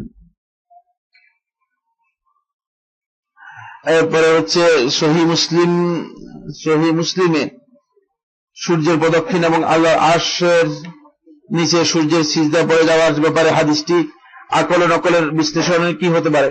না, এটা আকল এবং নকলের বিশ্লেষণ অনুযায়ী এটা সহিহ হাদিস। যদি আকল দ্বারা আমরা বুঝতে না পারি তাহলে আকলকে ব্যবহার করে আমি বলেছি যে সেখানে মূলনীতি যেটা সেটা হচ্ছে নকলকে প্রাধান্য দিতে হবে। তবে এটা আকল দিয়ে বোঝা সহজ, আপনি দেখুন ইমাম মুসলিম রাহমাতুল্লাহ আলাইহি যে ব্যাখ্যা দিয়েছে সেই ব্যাখ্যা অনুযায়ী যদি ইমাম নববী রাহমাতুল্লাহ যে ব্যাখ্যা দিয়েছে সেই ব্যাখ্যায় দেখতে পাবেন যে মূলত এটা খুবই সহজ কথা, এর মধ্যে আকলের মানে বিপরীত কোনো বক্তব্য নেই। অনুগ্রহপূর্বক ফিশ কি রেখেছে? মালা ফিস সামা আলাল আরশ, এই ব্যাখ্যাটি পুরো বুঝিয়ে বলুন। ফিস সামা, সামা দ্বারা মূলত উলু বোঝানো হয়েছে, উপর বোঝানো হয়েছে।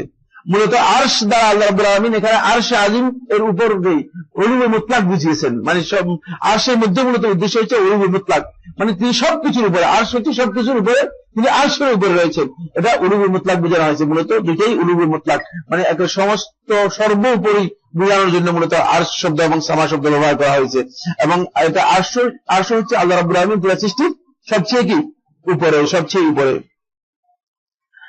এরপর রাসূলুল্লাহ সাল্লাল্লাহু আলাইহি ওয়াসাল্লাম কি আল্লাহকে স্বপ্নে দেখেছিলেন? হ্যাঁ, রাসূলুল্লাহ সাল্লাল্লাহু আলাইহি ওয়াসাল্লাম আল্লাহকে স্বপ্নে দেখেছেন, সহিহ হাদিস দ্বারা সাব্যস্ত হয়েছে।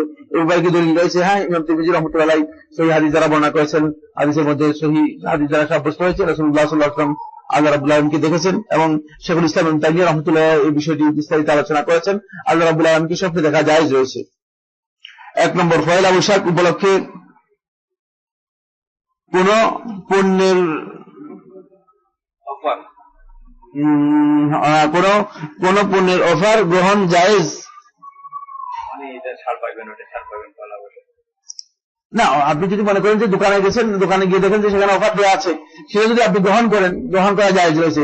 এটা পয়লা বৈশাখ উদযাপন নয়, এটা পয়লা বৈশাখ উদযাপন নয়, এটা আপনি মানে একটা সুযোগ পেলেন, সুযোগে গ্রহণ করলেন, এটা জায়েজ হয়েছে, এখানে না জায়েজের কিছুই নেই। কারণ আপনি পয়লা বৈশাখ তাও পালন করছেন না, এই জন্য আপনাকে মানে কিছুই করতে হবে না। কিন্তু পয়লা বৈশাখ উদযাপন হচ্ছে পয়লা বৈশাখ উপলক্ষে যে কোনো ধরনের ঘটা করা, যে কোনো ধরনের অনুষ্ঠান করা, বা তাদের যে তথাকথিত মঙ্গল শোভাযাত্রা আছে সেই শোভাযাত্রায় অংশগ্রহণ করা, এগুলোতে যাওয়া মূলত অবশ্যই এগুলোতে অংশগ্রহণ করা কখনো কখনো শিরকের পর্যায়ে উপনীত হয়। এগুলোতে অংশগ্রহণ করা ইসলামী শরীয়তে একেবারে গর্হিত বিষয়। পত্রিকা ইসলাম বিদ্বেষীরা রাসূল সাল্লাল্লাহু আলাইহি ওয়াসাল্লামকে যে ভাষায় গালি দেয় তা প্রচার করা যাবে না। রাসূলুল্লাহ সাল্লাল্লাহু আলাইহি ওয়াসাল্লামকে গালি দিয়েছে, যদি কোনো পত্রিকায় মানে সেটাকে প্রচার করার জন্য, মানে সেটাকে প্রচার করার উদ্দেশ্যে যদি পত্রিকায় লিখে, তাহলে এটা হারাম। আর যদি রাসূলুল্লাহ সাল্লাল্লাহু আলাইহি ওয়াসাল্লামকে গালি দিয়েছে এই কথাগুলো তুলে ধরে মানে মানুষদেরকে মানে সতর্ক করার জন্য এবং এর বিরুদ্ধাচরণ করার জন্য, মানে এই বিষয়ে যে রাসূলের অবমাননা করা হয়েছে এটাকে বিরুদ্ধাচরণ করার জন্য, তাহলে এটা জায়েজ রয়েছে।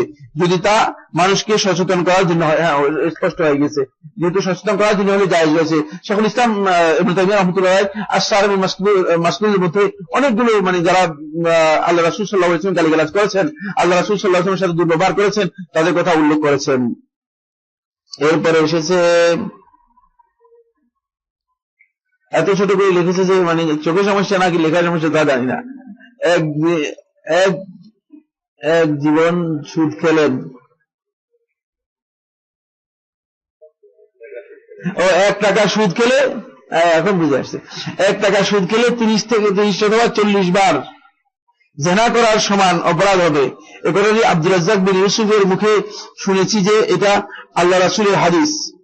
তাহলে আল্লাহ যেহেতু না 30 থেকে 40 বার না, 30 থেকে 40 বলেছেন না 70 বার বলেছেন?